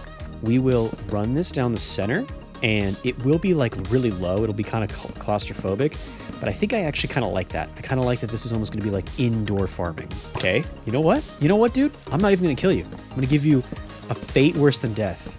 I'm going to seal you away alive forever. Oh yeah. Okay, I can make this work. Maybe a few more decorative logs, but I can definitely make this work. Yeah, we'll go all the way across here, connect to those decorative logs. Perfect. And then we'll go ahead here and make like one giant border that goes all the way around that's supporting the entire thing. Like that. Perfect. Yeah, and this way we don't have like exposed dirt just like right above us. I know this is going to make it really like a super low ceiling, but like I said, I think I kind of like that. Boom, boom. Okay, I think that is perfect. We know what we can do. Get rid of this. That's fine anyway, because now we can put the sandstone in here. And this will make it look even better. Oh, look at that. Yeah, it's like symmetrical now. It's like a perfect little window. So the bottom is super thick, holding up all the weight. And then the top, we just got the thin little post. Yep. By day 52, we've finally finished our second farm. Or maybe it's like the bottom half of the first farm. Well, however you look at it, it doesn't really matter. What does matter is we now have 2 things. A bunch of grown crops ready to be sold, and a lot of new fresh farmland to grow them. Oh, cabbage. So we can trade our broccoli here for 9 cabbage seeds, which is good, because this is how we're going to be able... I think this gets us cabbage rolls. I mean, obviously it gets us cabbage rolls. But anyway, but where are we going to plant them, right? Farm's completely full, right? So we have all of our first crops right on top, and then we get some water down here, and we get rid of that stone, because I don't like how that looks at all. And then down here, we're ready now to start up the second farm. And in this little 9 plot here, of course, we get all of our little cabbage seeds. There we go. While I am a big fan of letting your crops grow naturally, I do think it's time for a little GMO fun. As now, we can start to grind up a stack of bones and get ready to power through this next farm. I start to bone meal up a lot of cabbage, but in the back of my mind, I start to realize if I try to get 9 of each crop, that will very quickly drain our bone meal supply. So maybe I should take a different tact. Okay, so we have C. What comes after cabbage? Oh, cantaloupe. Oh, okay, dude, I'm down for that. I think cantaloupe is like disrespected, but I love cantaloupe. When I was a kid, I used to. Oh, you know what? I am going to have to find some better way to get down there. I think maybe like here, maybe I'll put like a ladder or something to help me get down. I just remember being like a kid and I'd go over to my friend's house. He had a pool out back. And dude, cantaloupe, we would eat cantaloupe on a hot summer day. Ooh, nectar of the gods. Okay, all right. What's next up on the list for us? What kind of foods do you got for us? Oh, cauliflower. Dude, every time I think of cauliflower, I always think of, they have like vegan buffalo wings, like instead of chicken, it's cauliflower wings, dude. I know that doesn't sound good, but bro, so good. All right, now that I've been thinking about it a little bit, that is kind of cheating. I mean, like, anytime if you take anything and you cover it in like buffalo sauce, it's gonna be amazing. Cauliflower wings are good, I'm not lying, but you could also probably take like buffalo sauce and ranch and then cover a shoe with it, and I'd probably still be like, oh yeah, this is amazing. So we have 9 cauliflower. Now, are we gonna get our corn? We're gonna trade up to celery, dude. Now we can get our celery and peanut butter sticks. I mean, we still have to get our peanut butter, but like, this is perfect. There's probably also a ton of dishes too that you don't even think about that have celery in them. And then obviously like celery and peanut butter. Everybody remembers that. Back when your parents were still trying to trick you into eating vegetables. Okay, now let's see what comes after celery. So far we've been hitting like a lot of bangers on this. Chili peppers. Oh, chili peppers could be good. I think that's how you make salsa in this game. And I bet you there's a ton of other things too. Here we go. We're actually gonna put these in the dead center right now. Half the fun of having chili peppers, I think, is that they're gonna grow to have like a bright red look. Oh yeah, that looks so good. Oh, we're out of bone meal though? Ooh, no way. Good news is we did get more bone meal. And the more good news is that now we have coffee, dude. Okay, I know, you guys know me. I'm not even gonna try to lie. I'm team tea. I'm definitely gonna be excited when I get my tea. But dude, I really, really want to grow some coffee beans right now. Yeah, finally we might be able to brew ourselves up a cup of coffee. Unlike the last time I played with the broken Croptopia. And there it is. Yep, I knew eventually we were gonna get through the seas. There it is. Our corn, maybe one of the biggest crops we found so far. We could definitely do like tortillas. Oh, and we have chili. We could get like a ton of Mexican food with this. And the bell peppers. Oh, this could be a big deal. Now, I still love corn. But I have to say, look at this model. When the corn actually grows, the Croptopia model is not looking so good. Farmer's Delight definitely nails the corn crops. Even Pam's harvestcraft was better. This is ooh. I think we have room for just one more crop. So drum roll, please. Cranberries. Okay. I don't know, man. I'm not trying to hate, but like, does anybody?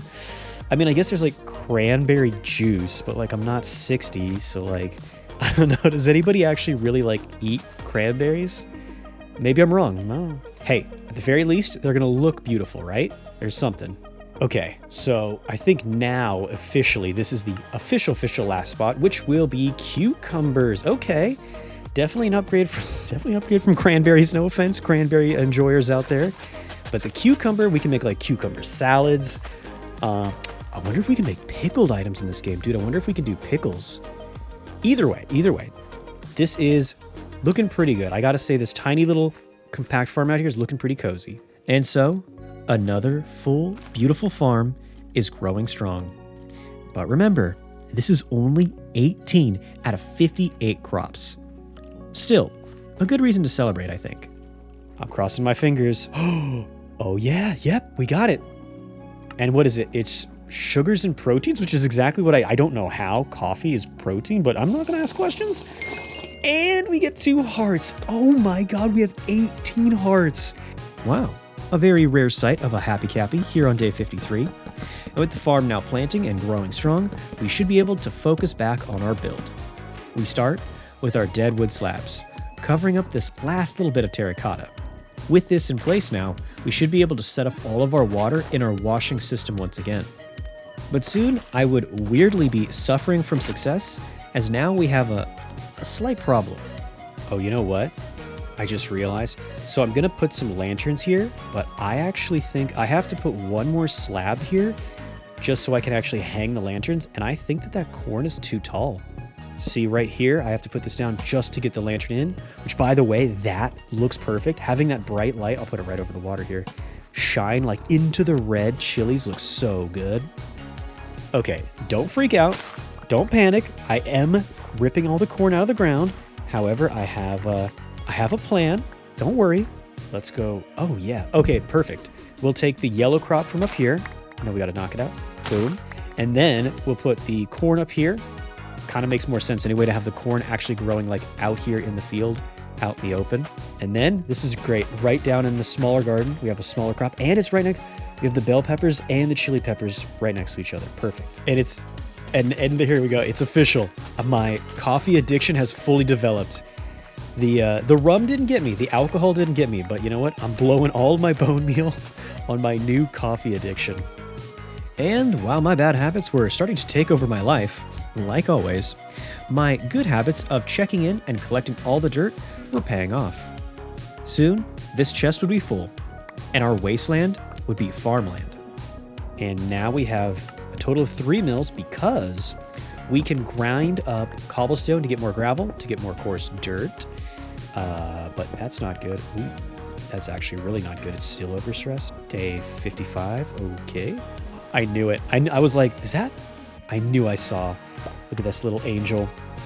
Now I promise I will clean out all of this wasteland, and I will make sure that that little angel stays safe. That is my new mission, my new purpose. Okay, so I think I'm actually going to try to take this whole chunk of wasteland that I'm standing on out as well, which means I have to set the drill like way back here. There, that should be good. I can still take this out by hand, and there we go. Now the question is it going to shoot up and right up into the sky? I'm telling you guys, I literally restarted my game, and I turned my render distance down to like 10. I'm telling you, that's the solution. As silly as that is, I think that's what's up. Yep, and then I'll just cut all this out by hand, and this is totally fine. Just a little bit of wasteland to do by hand. I do really love that farm. I am really, really liking this build so far. All right, now we have 193 gravel, okay. Now, I probably don't need to go over here and babysit the drill. However, it probably will hit water and then it'll stop on its own. However, because these little ones are over here, I will absolutely sit here and watch over them until the drill gets here. Wow, look at that apple tree. I wonder if more apples grow in because of the bees. I wonder if that's even a thing.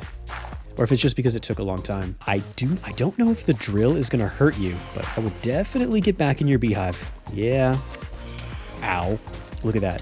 Look, the phantoms are trying to sabotage me here. They're trying to stop me. So much better now that it's out. Well, obviously we need to get rid of all the wasteland.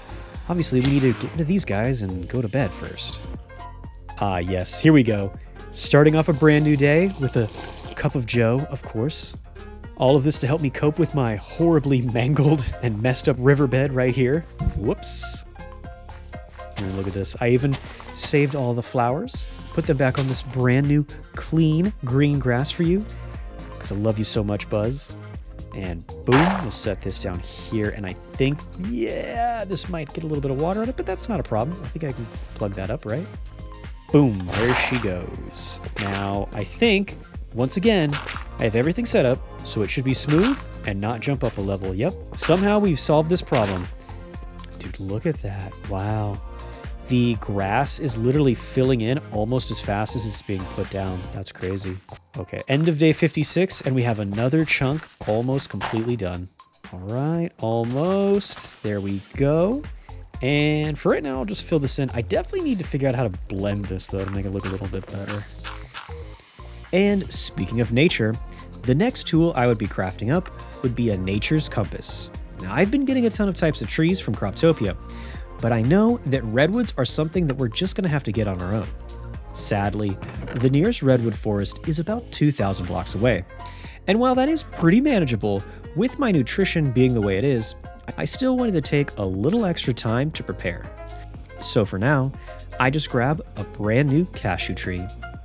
Okay, now I think we have our nutrition looking pretty good, but we can make some candy corn to fill out the sugars. Now, not necessarily nutritious, but I'm probably better than just swigging rum to fill up our sugars. I mean, look at this. Other than our fruits, our nutrition's pretty close to getting balanced here. While I am not sure that candy corn fits into a healthy diet, I can say that my nutrition is almost completely balanced. I decide to wait another day or two and get a little bit more of the wasteland cleaned up. After all, there is this weird little chunk of wasteland that's sitting right by my house and my farm, so I definitely think I should take some time to clean this up next. You know, at this point, it's really only taking out that one layer of dirt, so I could probably stop this anytime I want. Yeah, I could take this out by hand, although, I don't know, do I want it to put dirt here? This is going to be so silly because it's like, I gotta blend this dirt. Look at this, just a floating layer of dirt like this. I gotta figure out a way to fix this. And by the start of the next day, we were setting up to clear another chunk and grabbing another tree. This time, it would be a cherry tree. And plop down our brand new cherry tree. Dude, I remember when I was like 10 years old, I think. I ate 3 pounds of cherries in one meal. I don't know why, but it's like a core memory. Oh yeah, check this out. So while we were riding on top of this, while it's doing most of the drilling, we can still like shave off the very top pieces. Yeah, this is perfect. This should be our last drill run over here, I think. Oh, there it is. Our first little cherry. That grew in like less than a day. Okay, let's see. What can we trade our cashew for? Cinnamon tree. Oh, I don't know how cinnamon trees work, but this is good to have. All right, put this here for right now, and then when it grows, we'll try to figure out how to harvest cinnamon. Yeah, we'll just trade a bunch of these because we're gonna need bananas for our next dish, which has cinnamon in it, and the cinnamon tree has already grown. Look at this, everything's coming together. So I think if I just, strip the logs, I get the cinnamon. But the thing is, I don't actually know if the cinnamon's gonna grow back or if we have to plant a new tree. I think what I'll do is maybe I'll just make like a grove of cinnamon trees. Coconuts! Oh, we can sell the cinnamon for coconuts. Yeah, that makes sense. I was gonna be like, why did we unlock? But that's because we can get a coconut tree now too, which might actually be good. We can get like coconut cream pie if we want. Ah, coconut. Now I have the coconut. Slowly, over the past few days, I've been growing more and more trees, clearing more and more wasteland, and getting my nutrition perfectly set up. I'll admit, it has taken me more than half of the playthrough, but finally, I was in a really good rhythm here, and soon I'd have all the wasteland near my base completely cleared up. And with all these new little trees, I had decided this was the perfect time to make a new little dish, which, I must admit, is not too great for my nutrition, but I love it so much, I don't care. And there it is, boys. We have the cinnamon, the banana, and the nuts with a little bit of sugar and flour. Basically, the banana nut bread, which I love. I love me some good banana nut bread. It's basically like a tree-grown recipe, which is kind of cool if you think about it. Almost all the ingredients for that were grown came out of our orchard. What? Nutty cookies? Come on now.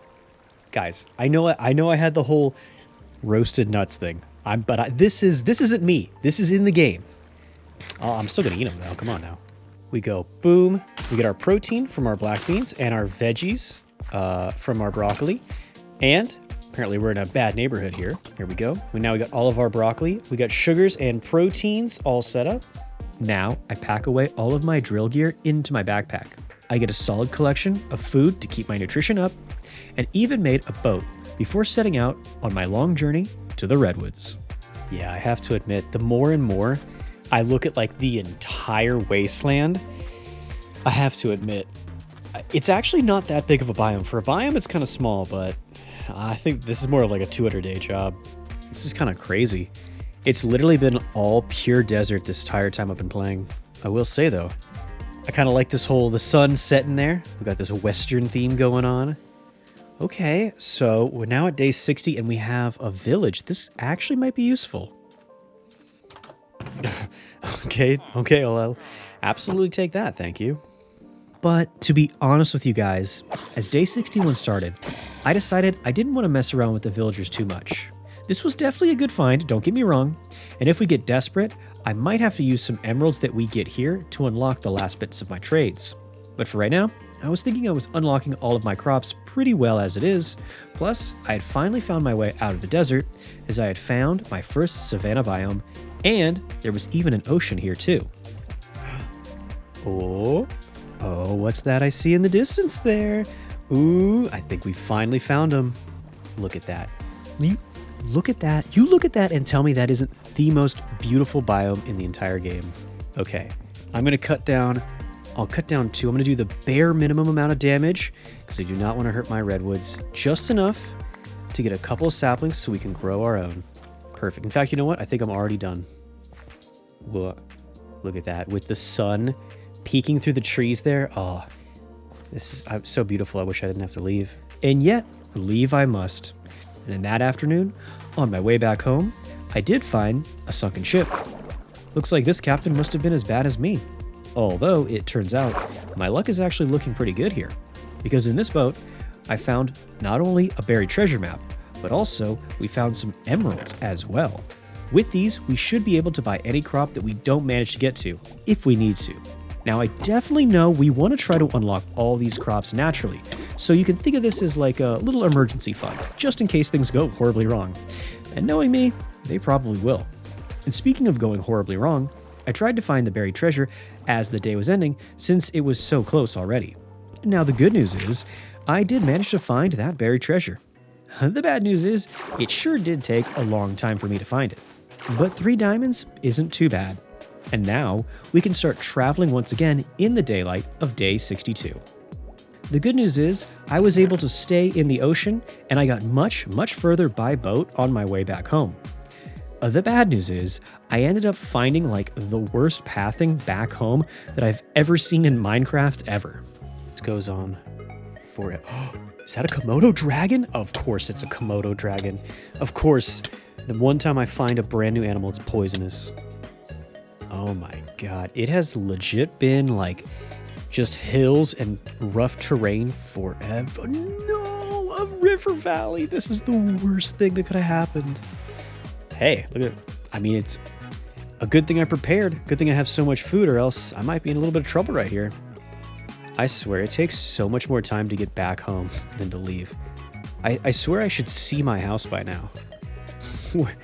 Where's the wasteland? I realize this is the first time I've ever actually wanted to find a wasteland.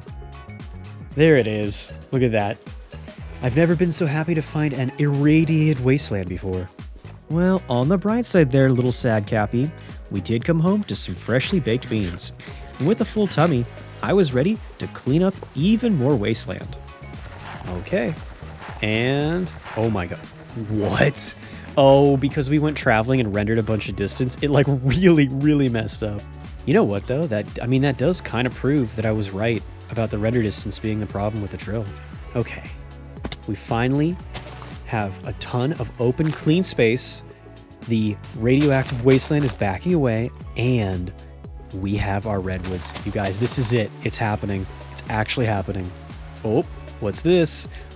What is this? Our dude, look at how good those look. I love the redwoods so much, man. God, this is so cool. Oh, look at this thick one. Look at this. There's 2 of them. And look at that. We know for sure that they're more than 100 blocks. I can confirm that right here in this moment, I was just about at my peak. Though I will admit, the forest is a little bit flat here and basic. That didn't bug me at all, because finally, I was truly seeing my dream starting to come true right in front of me. I couldn't help it. This had put me in an amazing mood. At the start of the next day, the farms with the trees all growing there in the background, and with the sunrise shining behind them, showed me that this whole crazy plan of cleaning up all the wasteland and making these huge farms, it could be worth it. But of course, I was still only getting started. Okay, the last little part of this that kind of sucks is there's still a little strip of Booty Cheeks wasteland right here by my base that we have to get rid of. Woof. Look at that. Look at, there's 2 whole chests almost full of wasteland. It might be time to actually empty these out now. I'm thinking about it. Here we go. This is number 4. Jeez, that's so much. We're gonna have to do something with that. Wow, another whole chest. I think this makes 5, at least 5, maybe even 6. Hey, does anybody else taste metal? Why does it taste like my teeth are dissolving? Well, we have a slight problem here. The strainer meshes have completely worn out. So I think we will have enough coarse dirt to do this one little spot, but then I think we run out. For right now, I'm going to run this. I'm going to assume it's going to actually be able to do the whole thing, because it's not that far that it has to travel, so I think we should be okay. Yeah, and then you know what? This little section right here, I can totally do by hand. This isn't any problem at all. And then it just has to get out this last little part, so hopefully we'll have enough coarse dirt barely to make it through and clear out all of the wasteland away from my base and my farm. Yeah, the only thing I don't really know about is how to blend desert and then grassland. Because like in vanilla Minecraft, it doesn't even look that good. And while the wasteland was finally starting to be tamed here, and my base was finally starting to be clear of any radioactive chunks, it wasn't all good news. I still had to set out way more farmland, and the strainers were broken. Now, the only resource I need to fix my strainers is iron, but I had so many strainers out here that it is going to start to really add up to like a lot of iron. I mean, basically each one takes like 5 iron. Bum bum bum bum bum bum bum bum bum bum bum do do do do do do do do do do do do do do. Oh yeah, it is this song. Do do do do. Aw, I wish we could have kept him alive, kept him our little music prisoner. But you can clearly see that I was still in a pretty good mood here. Even though it was already day 66, I was feeling good, and I was in the mood to do a solid mining run. My goal was to grab enough iron to keep the strainers up and running for the rest of the 100 days, until a monster box distracted us once again. Okay, I'm gonna try to get his attention. Now watch this, I'm just gonna take my bow and take him out from a distance, I think. No way! No way he landed that. Bros, American sniper over here. He hit me from like around the... Bro, hacks. Somebody please get my anti-cheat updated. We got this, got aimbot on for sure. I swear. Come on, just die. Oh my god, I am back down to no hearts. I know that's probably a waste. Okay, look, we got 2 hearts, so it's not even a waste, but that doesn't, I don't feel good about that. All right, I think as long as we can just keep them from getting up here. Man, I am at 4 hearts, and I do not like this. Okay. How about we all just stay down there? How about, fun new idea. Just die, please. No. You know what, guys? After that pathetic performance, I think I'm going to stick to more farming, less fighting. The good news is we did get a good amount of bone meal out of all that, so maybe I really can get back to farming for a bit here.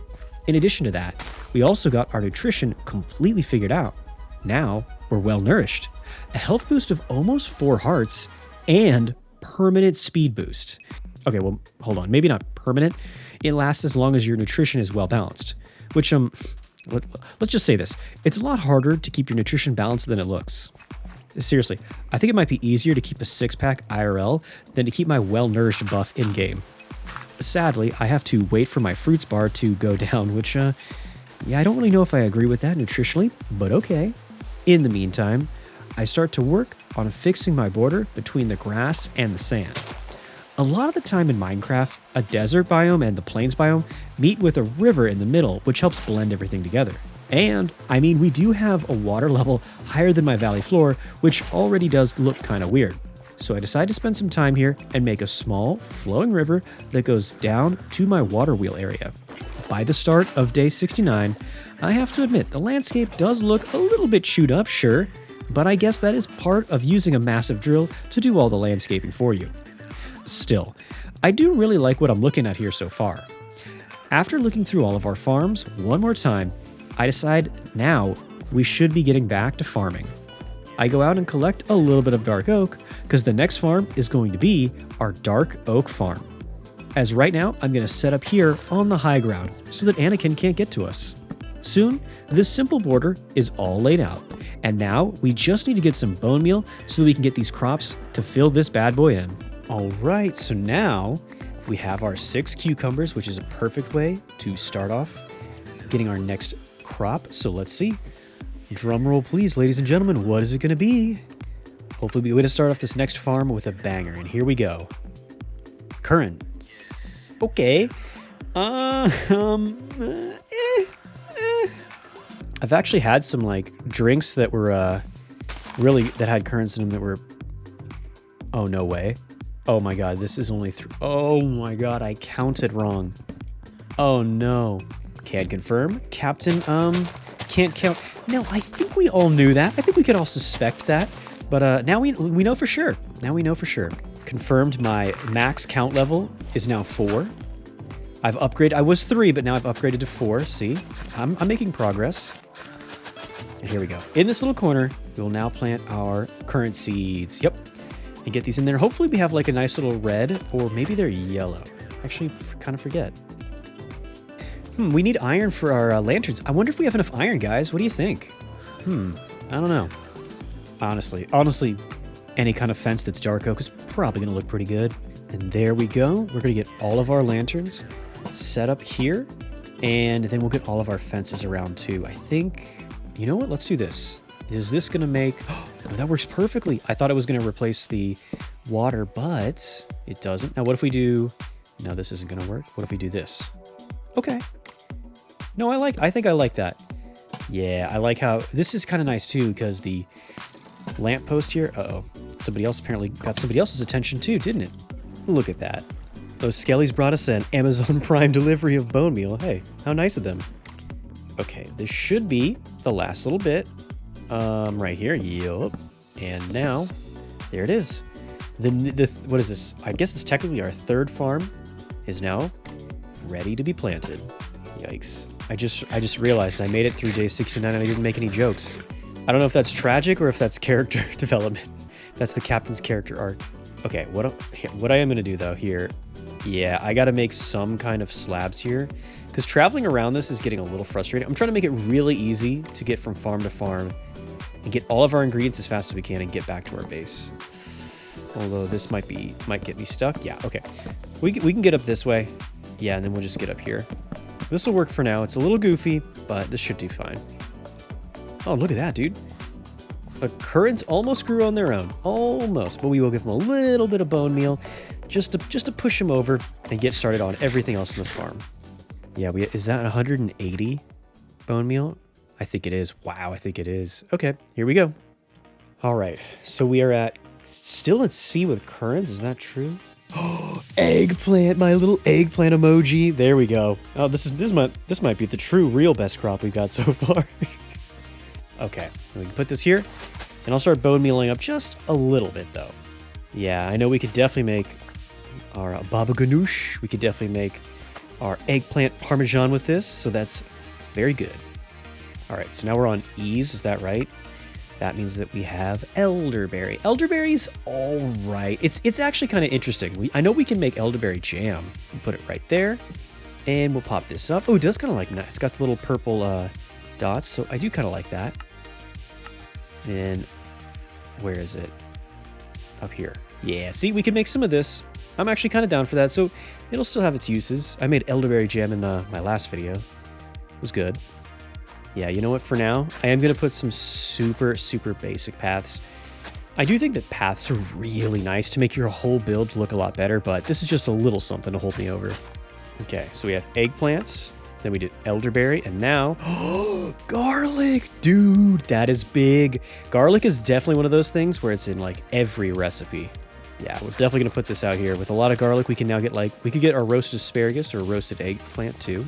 I have decided. I hate to do this, but I am going to put the elderberry right in the center since I don't think I'm going to be using it that much. Eggplant's big. Garlic is big. But we'll leave a little bit more room for one of these. Oh, no. Do not step into the garden. Oh, my God. No. Okay. Oh, my God. Could you imagine? All right. We got garlic, which is a banger. It's going to be tough to beat that. And then we get ginger. Ginger's interesting. I normally when I go and have like sushi, I love ginger. A lot of people don't like it, but I'm a big fan. I'm into it. We can put this right here. And I think what I'm going to do really quickly, I like that I put the little walkways around, but I think in order to get up to the merchant a little quicker, I am going to make these little goofy walkways. I know this kind of looks silly, but it is functional. There we go. Get them up. Little yellow flowers. That's cool. See, we got garlic, ginger, grapes. There we go. That's a banger. We can make grape jelly. We can make wine. Yeah, grapes could also be like, we could do maybe a peanut butter and jelly sandwich. Grape jelly. I'd be into that. Let's see. What is this? Ginger I'll put right here. Perfect. And then we'll put our grapes right over here. Now, if I was going to be a snob, if I was going to be one of those, I would say that this is actually not the place to plant grapes. Actually, you should put them on the side of a hill, clearly. Yeah. Let's see what we got. Trade in our grapes for green beans. Okay. I know this is kind of lame, but actually, hold on. I actually think that green beans are like broccoli. We can use them as a veggie dish. Here, what's up? We need a banger. What's up next? Green beans can be then into green onions. I actually don't know how useful green onions are going to be. I know we need regular onions. I don't know if green onions are going to be as good as just regular onions. We'll go. We'll put those right there. Yeah, I think that'll be fine. So that means we have one plot left. So one more crop. What will it be? All right, we need one banger to finish this out. Honeydew. I like honeydew. I actually like honeydew. But here's the thing. They always put honeydew in like a melon salad so that they don't have to put as much like watermelon and cantaloupe. It's kind of like, it is kind of the underappreciated of all the melons. But I like it. I stand by it. I stand by it. Okay. So now we have hops. Oh, that sucks. Hops are actually kind of cool. Obviously, we could get ourselves a glass of beer. We could return to our alcoholic ways. Now we have grapes for wine. We got our rum, obviously. And then we can get our beer, yeah. But we can't do it because not yet, because we've already filled up the whole farm. Yikes, that means we're just gonna have to wait for right now. I'll put these seeds, I'll put them away somewhere. Because for right now, the garden is completely set. Every spot's taken, which is kind of cool. We'll see how this garden looks when it starts to grow, and maybe we'll make another one right away. Speaking of our next farm, let's get started on farming up some spruce wood so that we can get started on making our spruce farm. I'm sure by now I'm having my withdrawals, and I'm going to have to get those hops in the ground ASAP. I head right about here, right next to the double layered farm, and I start to get ready to set out the brand new border. Now, is this farm technically built over a giant open hole? Maybe, but we're going to cover all this up, and it'll be our little secret, just between you and me. Right, guys? Well, it doesn't really matter either way, because by that night, the border is already set down and everything is in place. At the start of day 72, once again, we're ready to start up another farm. Since I already have hops, I can just rush these right into the ground. However, I do decide not to bone meal them just yet. I take a quick little break here. I want to get some work done on the landscape. This area right here had the entire top of it scraped off, and it definitely needs a little bit of love now. Especially since we're going to have this beautiful farm coming in right next to it. And speaking of beautiful, I already get the lanterns, the lamppost, and most of the fences in place before we even start to set out even more crops. Now, in order to finish up this farm with all the details, I am going to need a little more spruce. But sadly, if I keep harvesting these avocado trees before they have a chance to fruit, I won't be able to plant any more replacements. And that would make me cry. So for now, let's get back to unlocking even more crops. First crop in the new farm is hops, so that's big. That's already a great start.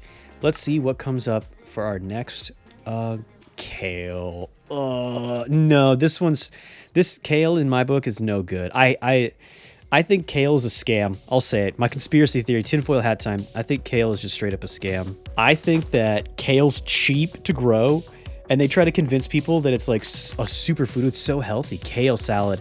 But dude, spinach is just like better than kale. Spinach just beats kale in every single way. I'm sorry. Here, we gotta get a banger. We gotta get something to get me out of my funk. I'm getting super negative. Kiwis, dude. I love kiwis. I used to eat kiwis like before the tariffs. I used to buy kiwis all the time. Now, I don't know. This might be my only chance to actually eat them.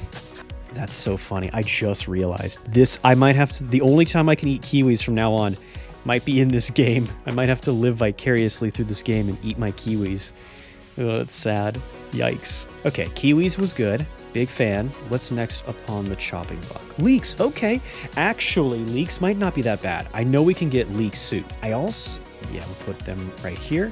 I also think that we can use leeks for things like, I think they're in a lot of like veggie stocks and stews. Ooh, what did 73? Okay. All right. We're making okay progress though. We can definitely do this in time. We got leeks, and now we have an L, which would be lettuce. Yes, there it is. Okay, and lettuce is a big one too. Lettuce is in a ton of recipes as well. So this should be good. Boom, boom. We'll set those out. I think we'll be able to get a good... I think we can put these in burgers, and I think that they're also in a lot of... Like leafy green salad will have lettuce.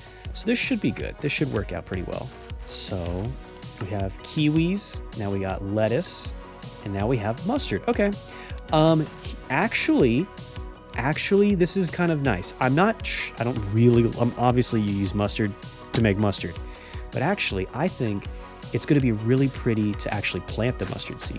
Yeah, so I live in an area, whoops.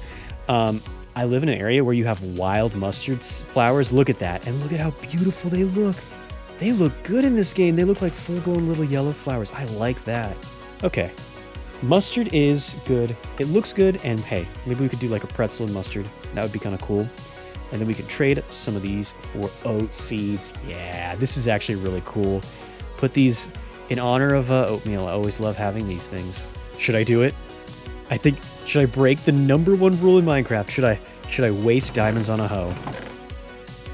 I won't do it. I won't do it. It would. I can't meme that hard. I have to at least save my diamonds just in case. I don't have that many. There we go. Get ourselves another little plot right here. Throw down. Sow our wild oats right here. And ooh, did you see that? The oats kind of have a nice yellow flower too. Okay. All right. The only other thing that starts with an O that I can think of is onions. Are we going to get olive seeds? Dude, that's huge. That's huge. That's actually maybe one of the top 5 like plants in Croptopia. Olives are huge. So the thing about olives is everything in this game that's like fried needs oil, and olive oil I think is the only big oil in the game. So this is huge. We absolutely are going to grow as many as we can. This means that now any fried food, any fried dough, which you know me, I'm going to go after. We could do French fries. I think we could do something like fish and chips. All this stuff requires olive oil. So I'm actually going to fill out the entire farm. Okay, so now is it going to be onions? Yes. Okay, perfect. These 3 are kind of bangers. Our oats, our olives, and our onions. That's perfect. Start out with just 2, and we'll get these in the ground. I swear there's a ton of things. Oh no, wait a minute, I just realized something. I'm not going to put onions in the little center one. Yeah, I hate to do this. Onions are too valuable. They need the 9, so... The leeks are good, don't get me wrong. The leeks are good. But I am going to have to leave this little spot for onions, and then we'll put the leeks in the center here. With the 4th farm growing strong, I knew that we were going to need some more storage for the incoming crops. So I set down some chests right over here by the 1st farm. And just as the day was ending, I went to go set out yet another drill run to clean up even more farmland. Ugh, all this radioactive, polluted water down here. I don't even think the Brita water filter is going to be able to deal with this. Yuck. I'll put a little bit of love right in here. Like I said, the borders around the valley are definitely the ugliest part. Although I do have to say, dude, look at this big, clean chunk of fresh grassland. Every time I see this, it makes me a little happier. And while I was still waiting for some of the crops to grow, I kept on thinking about how was I going to blend the grass in better. Not only did the borders definitely need some love, but I keep on thinking of the grass actually growing around my little adobe house, and it really doesn't blend all too naturally here. So finally, I took a little time to get some more red sand and fix the floor inside and outside of my house.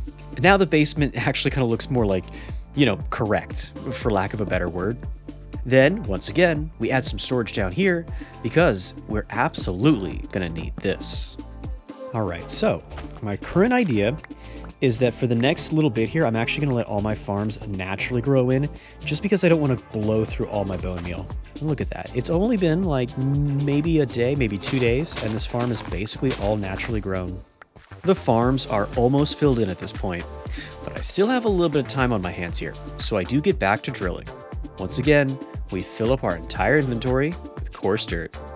And by the very start of the next day, we get the drill set down and ready for one more big haul. But the further we go out into the wasteland, the more wide open the valley becomes, and the more dirt we need, so it takes a long time to collect it all. finally, by day 76, I think we're ready to go.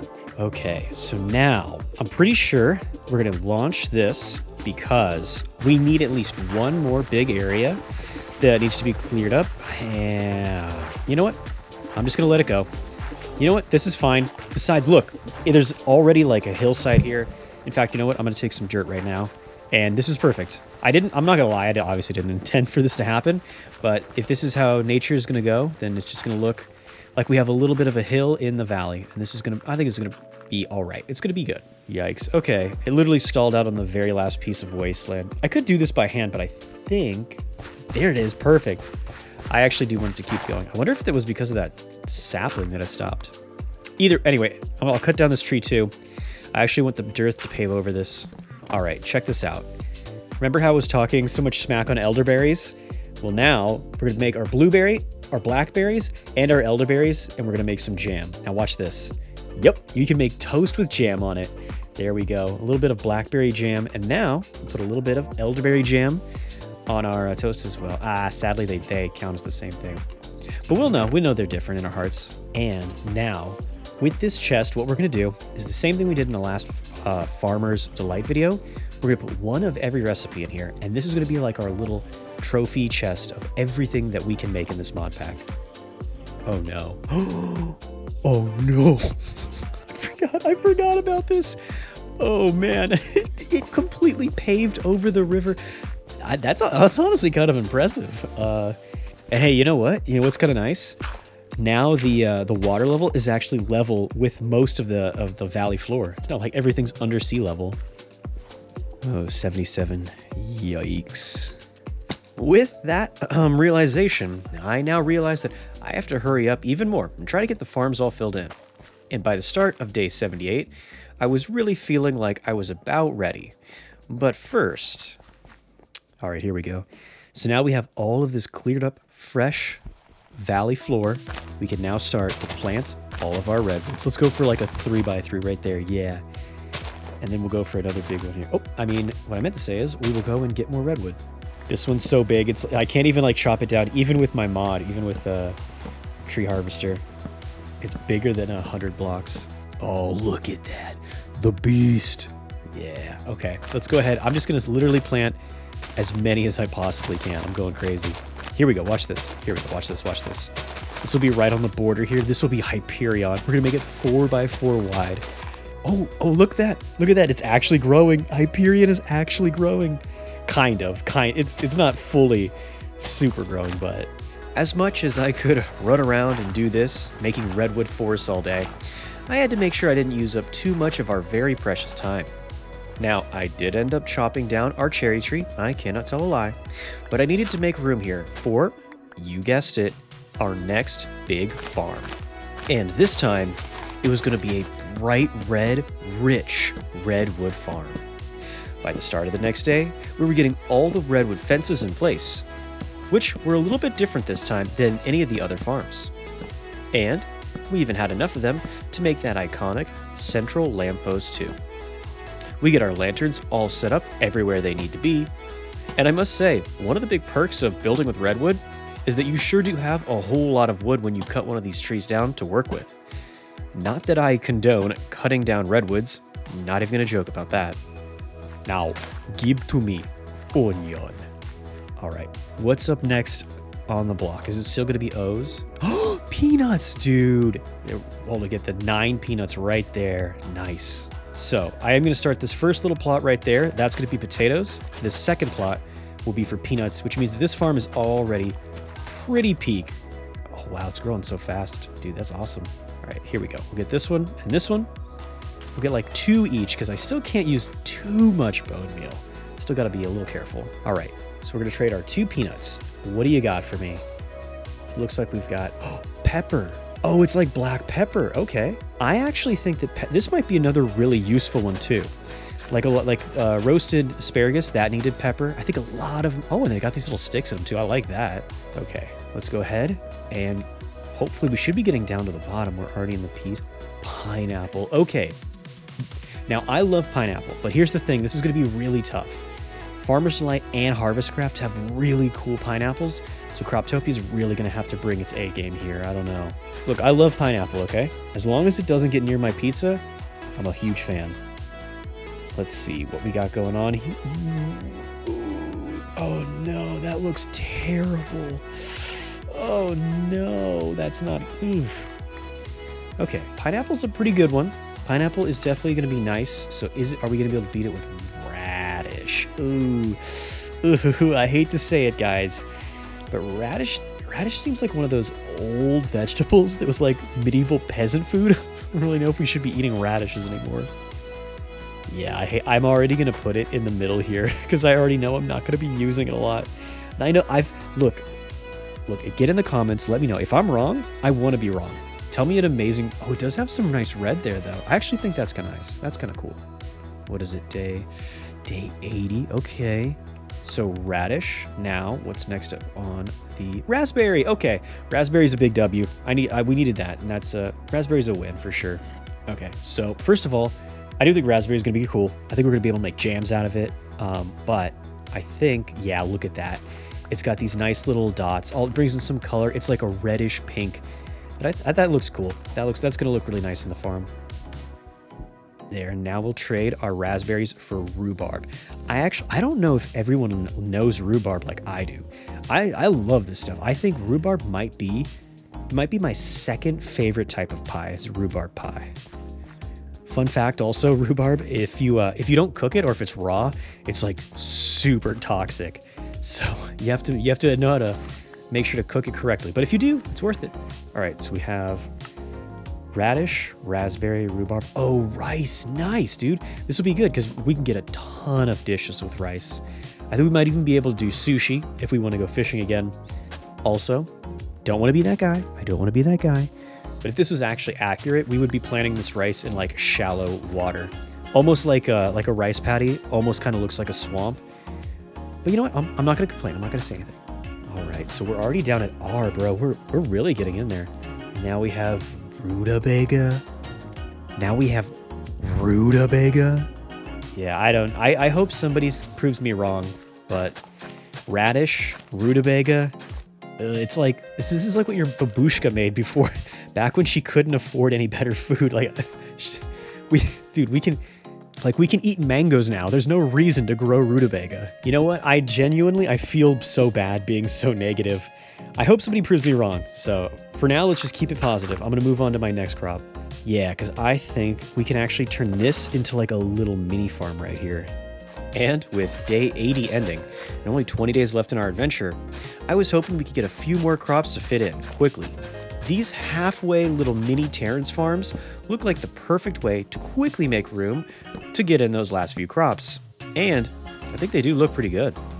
By that night, we have the polished diorite in place, and we can integrate the other two farms in around us as well. Now, we should be ready. Then, I got a pretty good look at our first mini farm. I liked it so much that I rushed a second one in the gaps of the other two farms as well.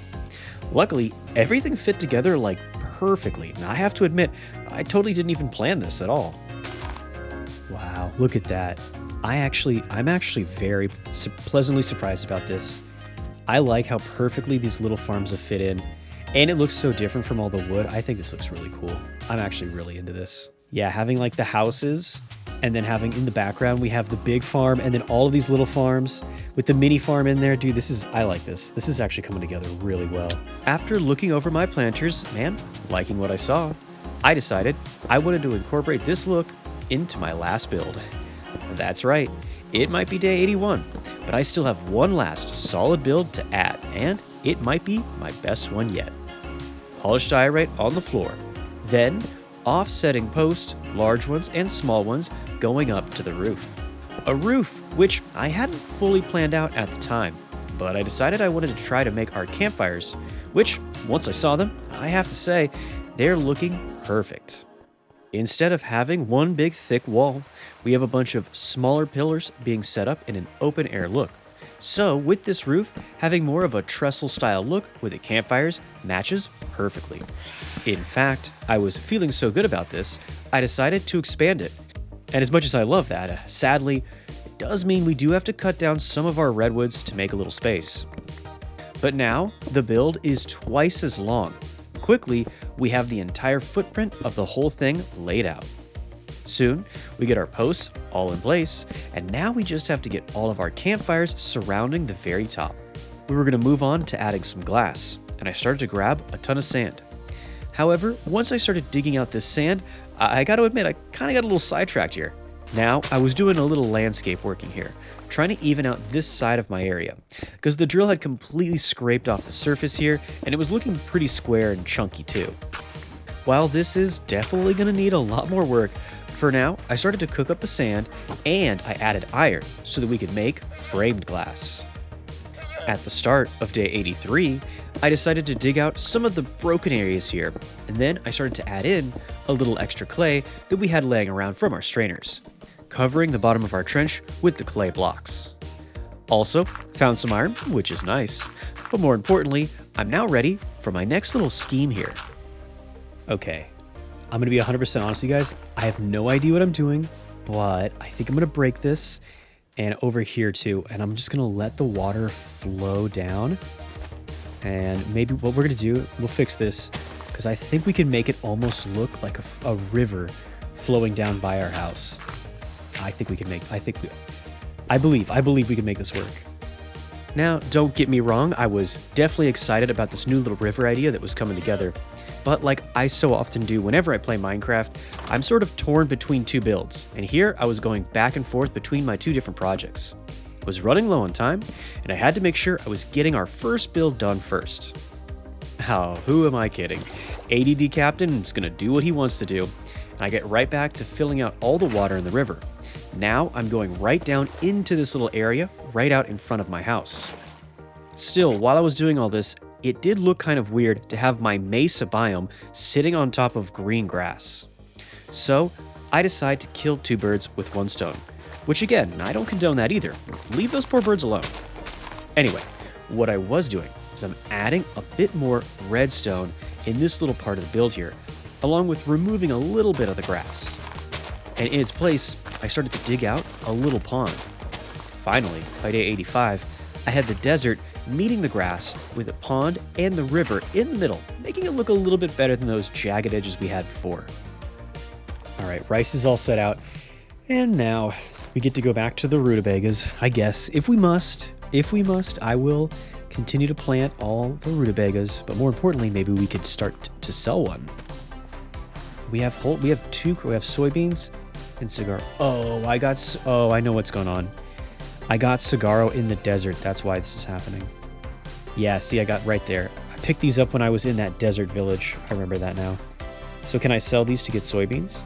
I think we can, because if we can, then that means that the rutabaga was even more useless. I didn't even need the rutabaga. I could. All right. Now soybeans, on the other hand, are actually going to be super useful. Yeah, these might be a big deal. And we'll put some Saguro down. Saguro down. Either way, the really important crop here is the soybean. I actually think that if we take this should be able to give us all kind of our meat substitutes. Since we don't have any animals right now, this might be really important. All right, so what comes after soybeans? Wait, spinach, perfect. Wait a minute. Is this a chicken spawn egg? What? Hello? Okay, hold on. We're going to get the spinach really quickly, but I think it costs 1 tofu to get a chicken egg? Oh my god, we're going to do that right now. How hard is it to make tofu? Wait a... Oh my god, we're going to get a chicken right now. We're going to get a chicken right now. Hold on. Okay. Even though we are going to get a chicken at least, I'll still make a tofu burger because we don't have cows, so... And there we go. Trade 1 tofu for 1 little chickie egg. Still have to try... I'm going to try to make a coop, but I think I'll work on that later. I definitely want to focus on getting all of our crops first, so I'm just going to put this away for like 1 quick second. All right, here we go. Spinach in the ground. By the way, huge fan of spinach. Spinach is what Kale wishes it could be spinach, dude. If I'm going to go for any kind of leafy green, I'm going for spinach for sure.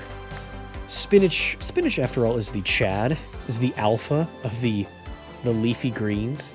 Squash. Oh, squash is one of those I have a personal connection with squash because I used to grow it in my backyard back in my like childhood house where I was growing up. And I actually ate it too. It was actually tasted pretty good. Okay. It's gonna be tough, but how, are you gonna be able to beat squash? What's next up on the list? Are those strawberries? Yes, they are. Strawberries might just do it. Strawberries might just beat it. Now, I'm gonna plant these right over here because I think I want to get a lot of strawberries. I actually don't get that many strawberries. I don't get to have them in, that much in real life because one of my best friends is like super allergic to them. So unfortunately, I just doesn't happen as much as I'd like. And also, we'll get a ton of really good desserts out of this too. Whoa, look at that. Look at how good that strawberry model is. Dude, some of the Croptopia models are really good. All right, so we had strawberries. Now we have sweet potatoes. Now that's Captain's kind of crop right there. That's a big one for me. Yeah, I'll put them here. Sadly, there aren't that many dishes that actually have sweet potato. Sweet potato is good by itself, but we're already down in SW. What could be left? Bro, oh my God. Oh, you know what? This actually sucks. I finally get tea, but there's no more room in the gardens. I filled up all the farms and all the gardens and everything, and I have no more room for tea. Oh, it's beautiful, bittersweet, like tea often is. And so, with the new planter fully filled in, we had almost completed our Croptopia adventure. And if you couldn't already guess what I was doing here with the new build, I think you should be able to. It's gonna be pretty obvious soon. Just as the day was ending, I decided to put in some redwood logs all around the border, right next to the diorite. And all through the night, we would be stripping down the redwood to make this full ring all around the middle.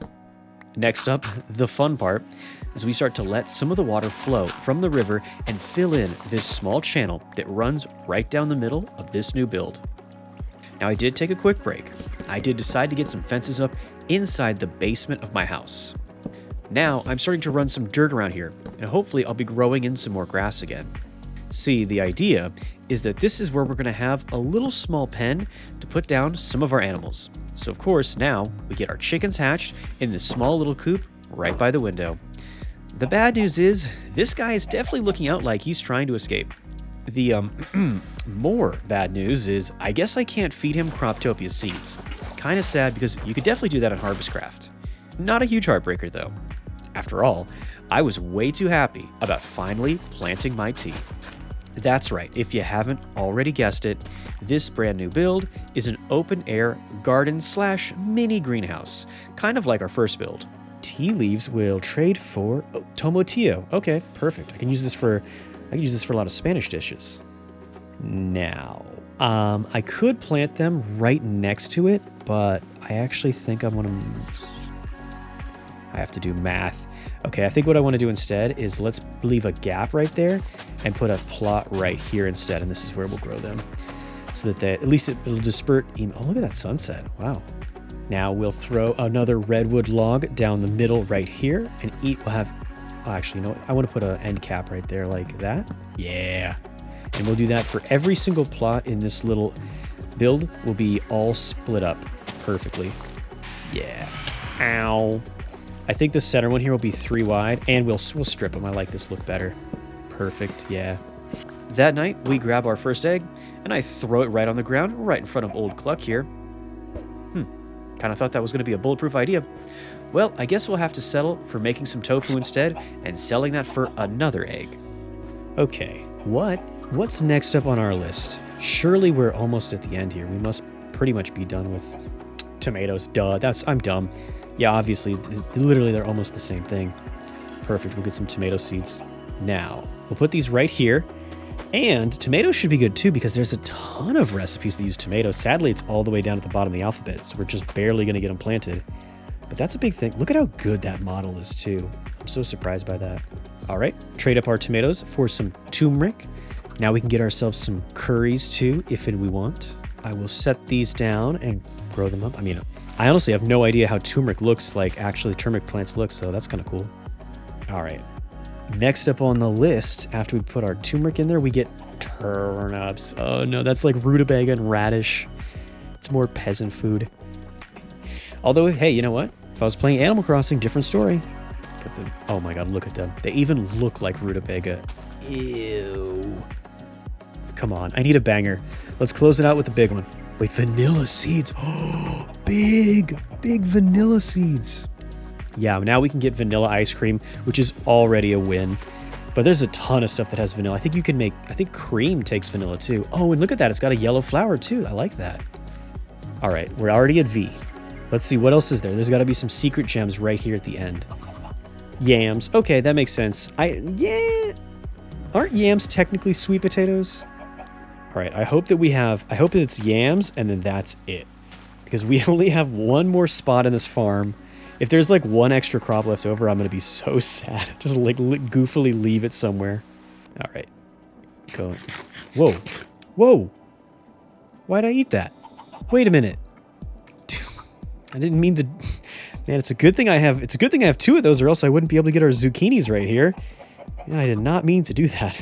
I'm not going to lie to you guys. I didn't plan this. Even though our zucchini, our last crop, perfectly fits right at the last little plot here. It just happened that way. Sometimes, hey, sometimes it just happens like that. Look at this. Look at our little garden right here. This one's kind of cool. I actually kind of like this. Yeah, but I gotta be honest, I like all of these so much. And there you have it. This is every single crop in Croptopia. This is definitely a big deal to me. It's something I'm pretty proud of. But still, I need to see how everything's gonna look once they're fully grown. But in the meantime, I can start to look into all of my recipes, since I should be able to make pretty much anything I want soon. The first thing that catches my eye is a tofu burger, since we don't have any cows right now. But I change my mind, and I start to grab some chili dumplings instead. While I definitely could make all these recipes by hand, I do decide that I'm going to make a new block that could really help me out. The cooking table from Cooking for Blockheads does take a few diamonds to make it, but trust me, this is well worth it, as it can help you make any food item that you have the ingredients for. Now that we have it crafted up, I set it right down here in our basement, right next to our animal pens. Yeah, don't tell the food inspector about that one. Now, we just need to add some kitchen counters, which just take a chest and some terracotta to craft up. With all these down, the cooking table will be able to take anything from the counters and use them to make whatever dish we want. Pretty soon, we have a total of 4. Now, we just have to fill them up with all of our ingredients. Artichoke, asparagus, barley, basil, we've got our corn, black beans, broccoli, blackberry, and blueberry. Perfect. And here's what we'll do. Since that was the first farm, what we'll do is we'll use the first counter here on the left and put all these crops in here. At least try to stay a little bit organized. Next up, we have bell peppers, celery, cauliflower, cantaloupe, cabbage, coffee, cucumber, cranberry, and a little bit of our chili peppers. That's perfect. And this is kind of starting to fill up, but honestly, we'll take the seeds out because we don't really need those. And then this one will just be kind of like random utensils and like sort of random stuff over here. All right, here we go. This is going to be another big one. Ginger, garlic, we have grapes, green beans, green onions, honeydew, currants, eggplants, and the elderberry. There we go. Another big haul for us there. Yeah, already moving on. And we're already moving on to a second kitchen counter full of ingredients. Gotta love it. Here we go. This is our, what is it, our third official farm? Our fourth farm. Hops, kale, kiwi, onions, lettuce, mustard, olives, oats, and our leeks too. Perfect. Yeah, we might actually be getting really close to filling up this counter too already. No, we still have maybe one more farm's worth in here. Let's see. All right, we got our potatoes, but we'll have to grow a couple more. That's okay. This one's still growing.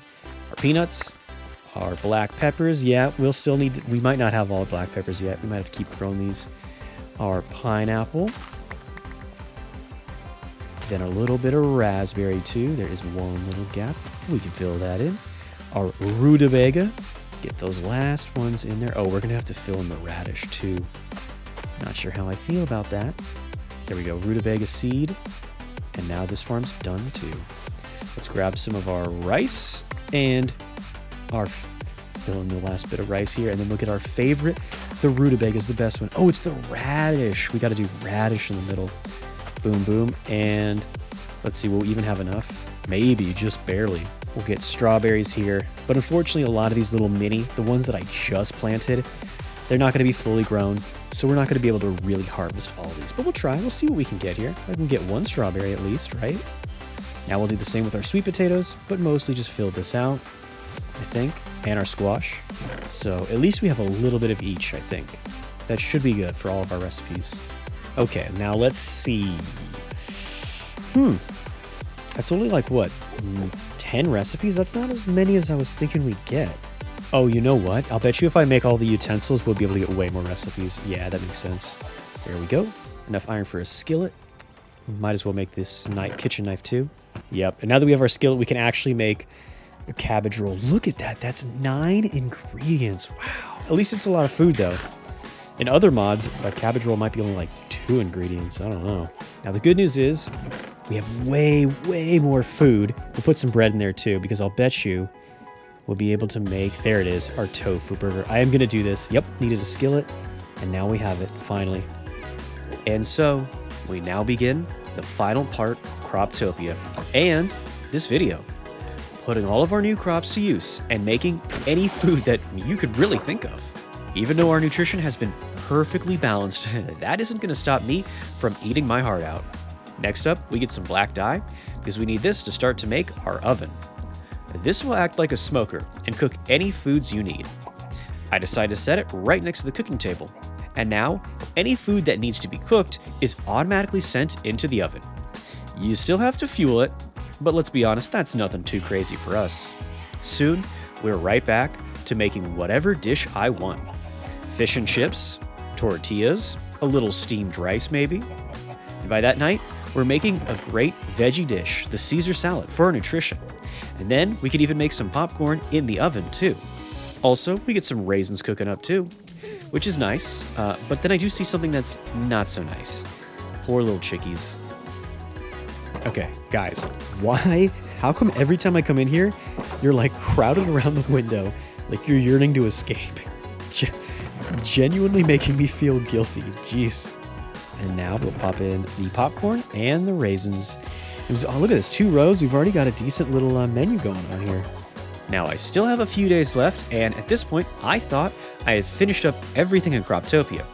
So before I started making every little treat my heart could desire, I am going to add this last little farm, and finally get the glass in place up here.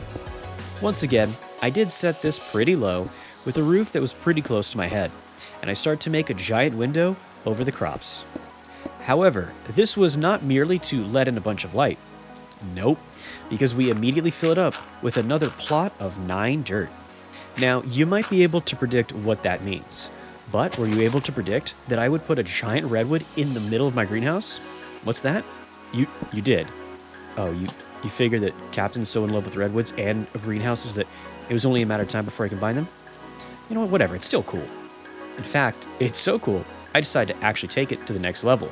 I then make a 2x3 giant base for the redwood.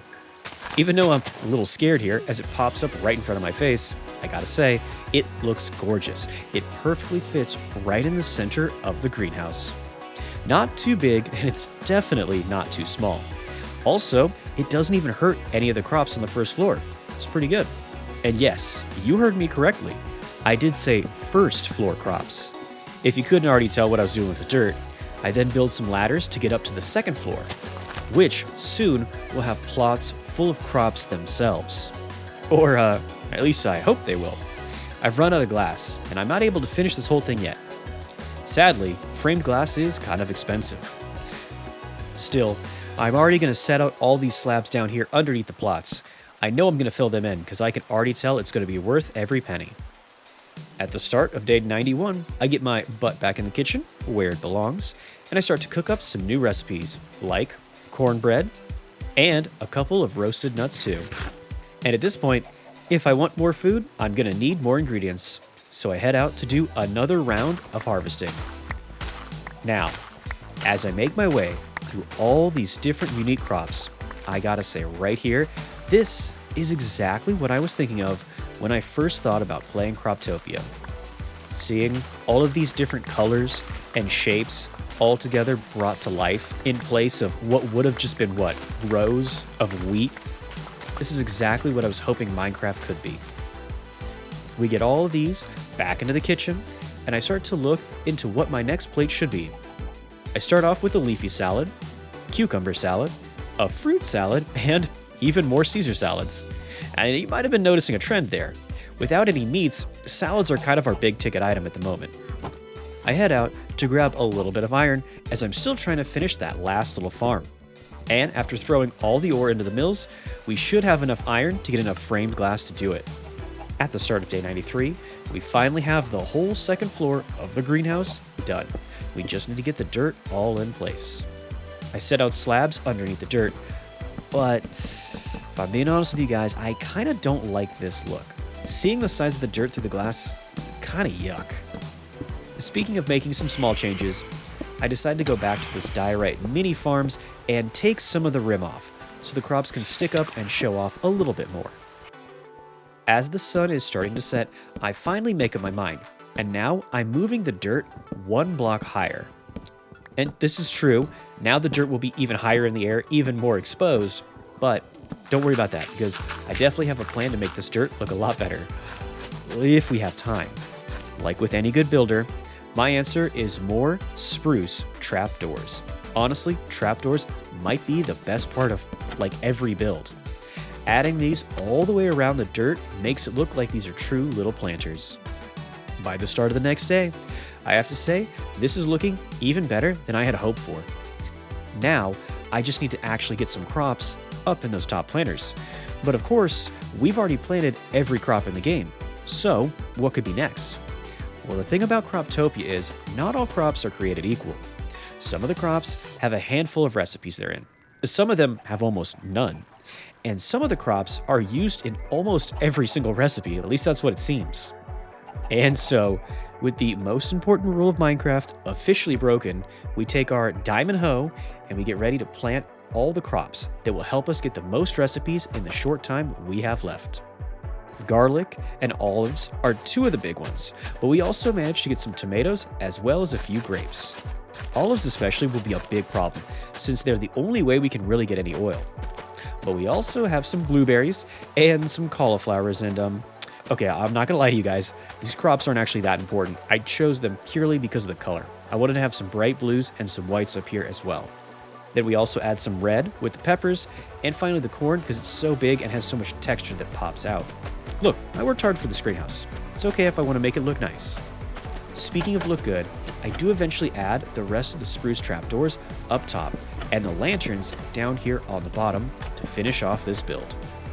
And look, I don't really want to brag here, but I love this look.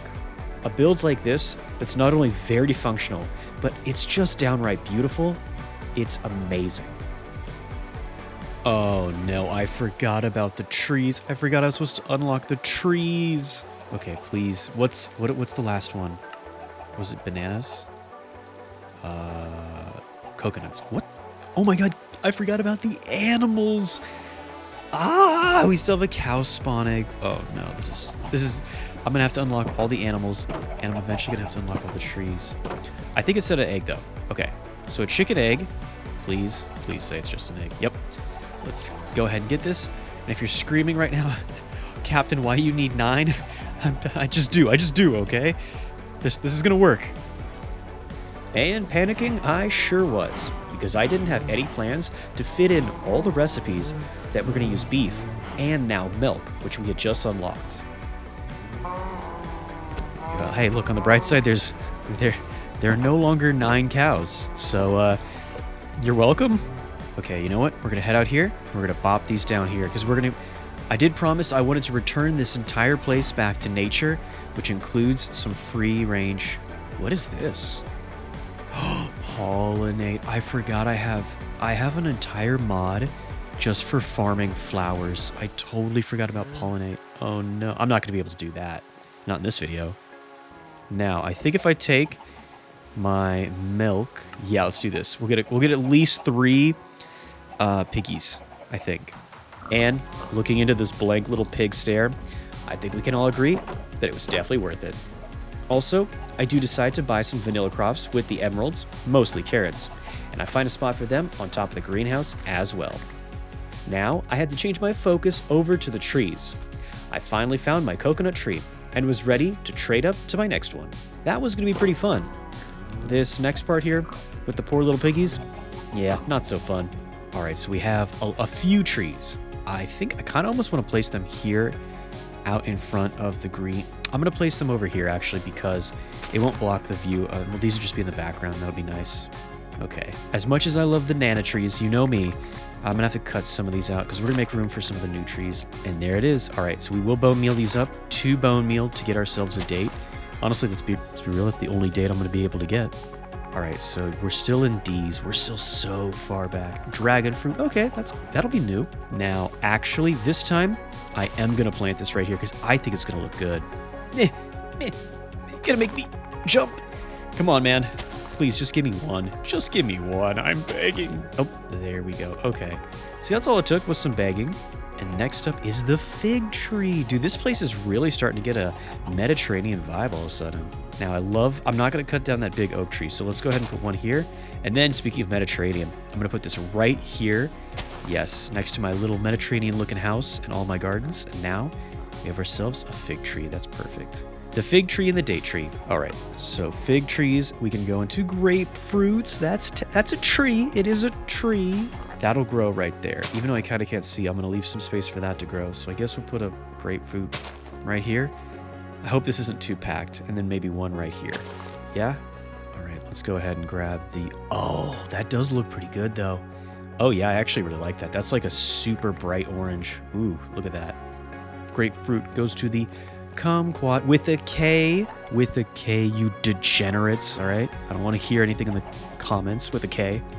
Splat that down there.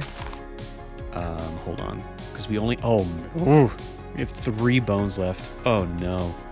With our bone meal supply running a little bit low, we had to wait for growth and had some time on our hands, where I start to add even more storage, since it was clear we were going to need it. Now on day 97, I was trying to make sure I could get my favorite recipes done, but I still needed to make sure I also get all the trees unlocked too. All right, let's go ahead. This should... Perfect. Some pork chops will unlock us a couple of sheep, and that's okay. Even though I do not have a pen to put these in, I actually have an idea. Oh, and the lemon tree. That's a big deal, the lemon tree. Yes, so just like the cows, we're going to go throw these down, have ourselves some free-range sheep. I'm upgrading from becoming a farmer to becoming a shepherd. How about that? Okay, I'll put this here, but I also think I'm going to spread the lemon trees around. I don't want my orchard to be as alphabetical as my farms. Yeah, we'll put one right there. I think that's going to be perfect for a little lemon tree out front. Okay, 97. We got to hurry. Ooh. All right, what's up next? What do we got? A lime tree. That's obvious. I should have seen that one coming. Okay, now that we have lemon and lime, does that mean we can make Sprite? What's the deal with that? Or do we have to go to McDonald's? Oh, one right there. Yeah, right by the river, right as the sun's setting. And we'll put one here too as well. Okay, what do you have for us, buddy? Lemon, lime, now a mango. Oh, that's really big. We get like mango ice cream if we want. Look at this. Even at night. Now, I want to put the mango tree like right here out in front. But at the same time, I'm afraid that if it grows too big and it blocks up this view. There we go. Okay. You know what? It's worth it. Look at these. We can get a lot of these, so I'm gonna make some mango ice cream. All right, nectarine. And obviously nothing can beat mango, but nectarine's also still good. All right. Well, we still have plenty of room. We'll plop this down, and we'll still have room for, I think, the rest of the trees. There we go.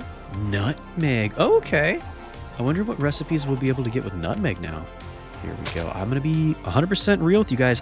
I didn't know nutmeg came from a tree. I don't know why, but I was convinced that nutmeg was like from a bush. I know that sounds dumb, but yeah. Okay. The 5 nutmeg. Orange. Yes, dude, this is the tree. There we go. Okay. I'm gonna find a good spot for orange. I'm gonna find a real spot to put oranges because they're a big deal. Let's see. Yeah, we'll put it right here in the gap between the new farms and the old farms. Yes. Okay, after orange, we get peach. Okay. I don't hate this. I know I always hate on peach, but I'm coming around.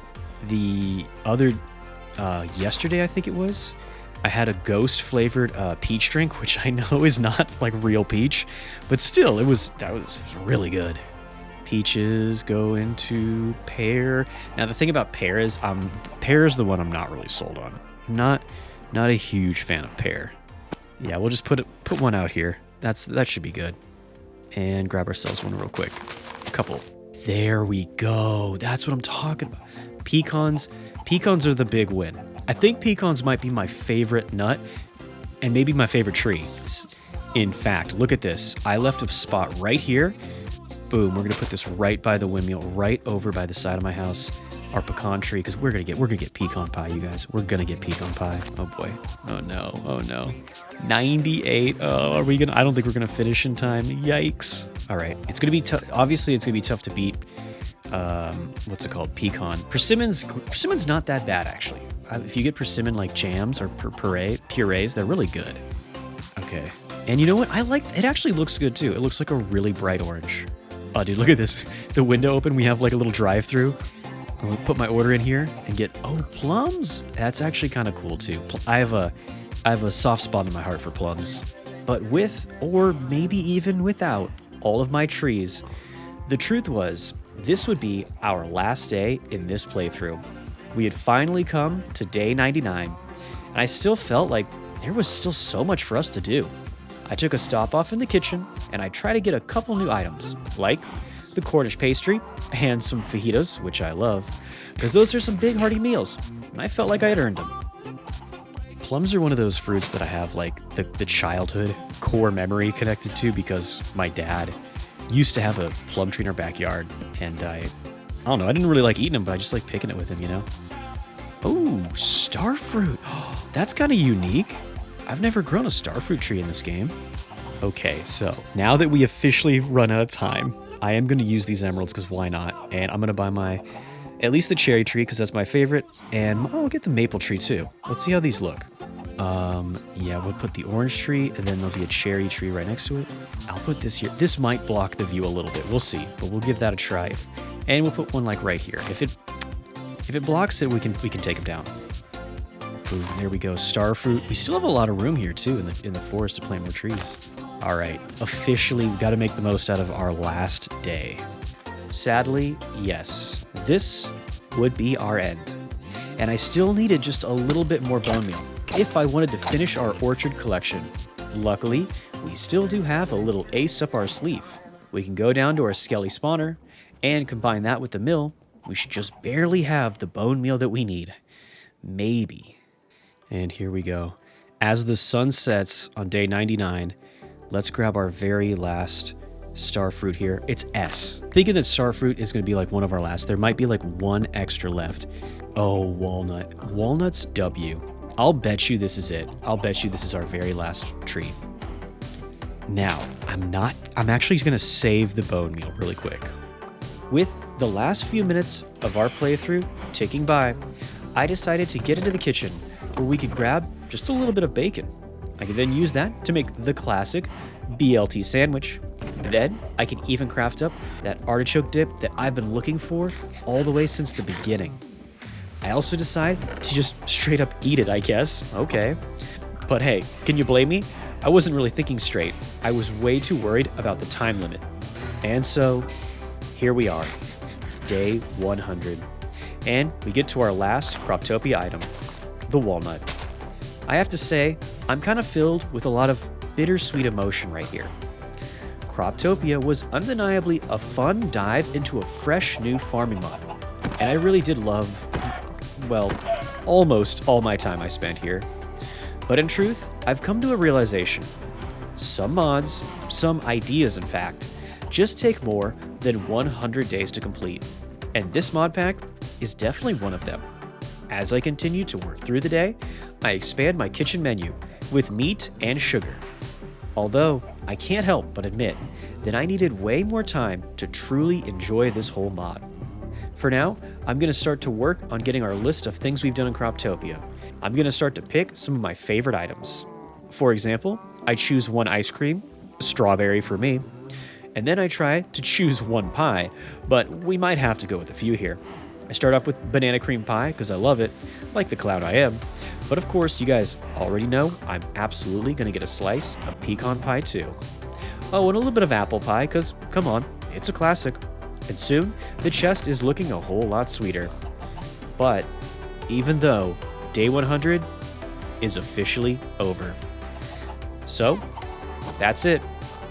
I go to collect my crops one last time, just as I get ready to call it a day. That's our time. Or is it? As the sun rises on day 101, I decide I don't care about the 100 days challenge limit. I'm going to keep playing as long as I want.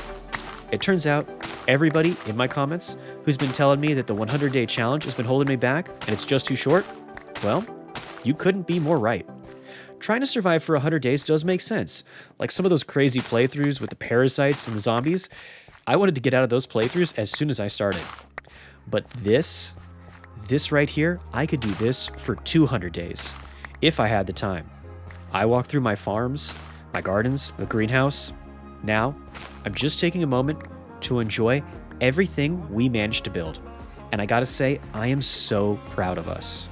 This new orchard, with all of its rainbow fruits up in the trees, it looks amazing too.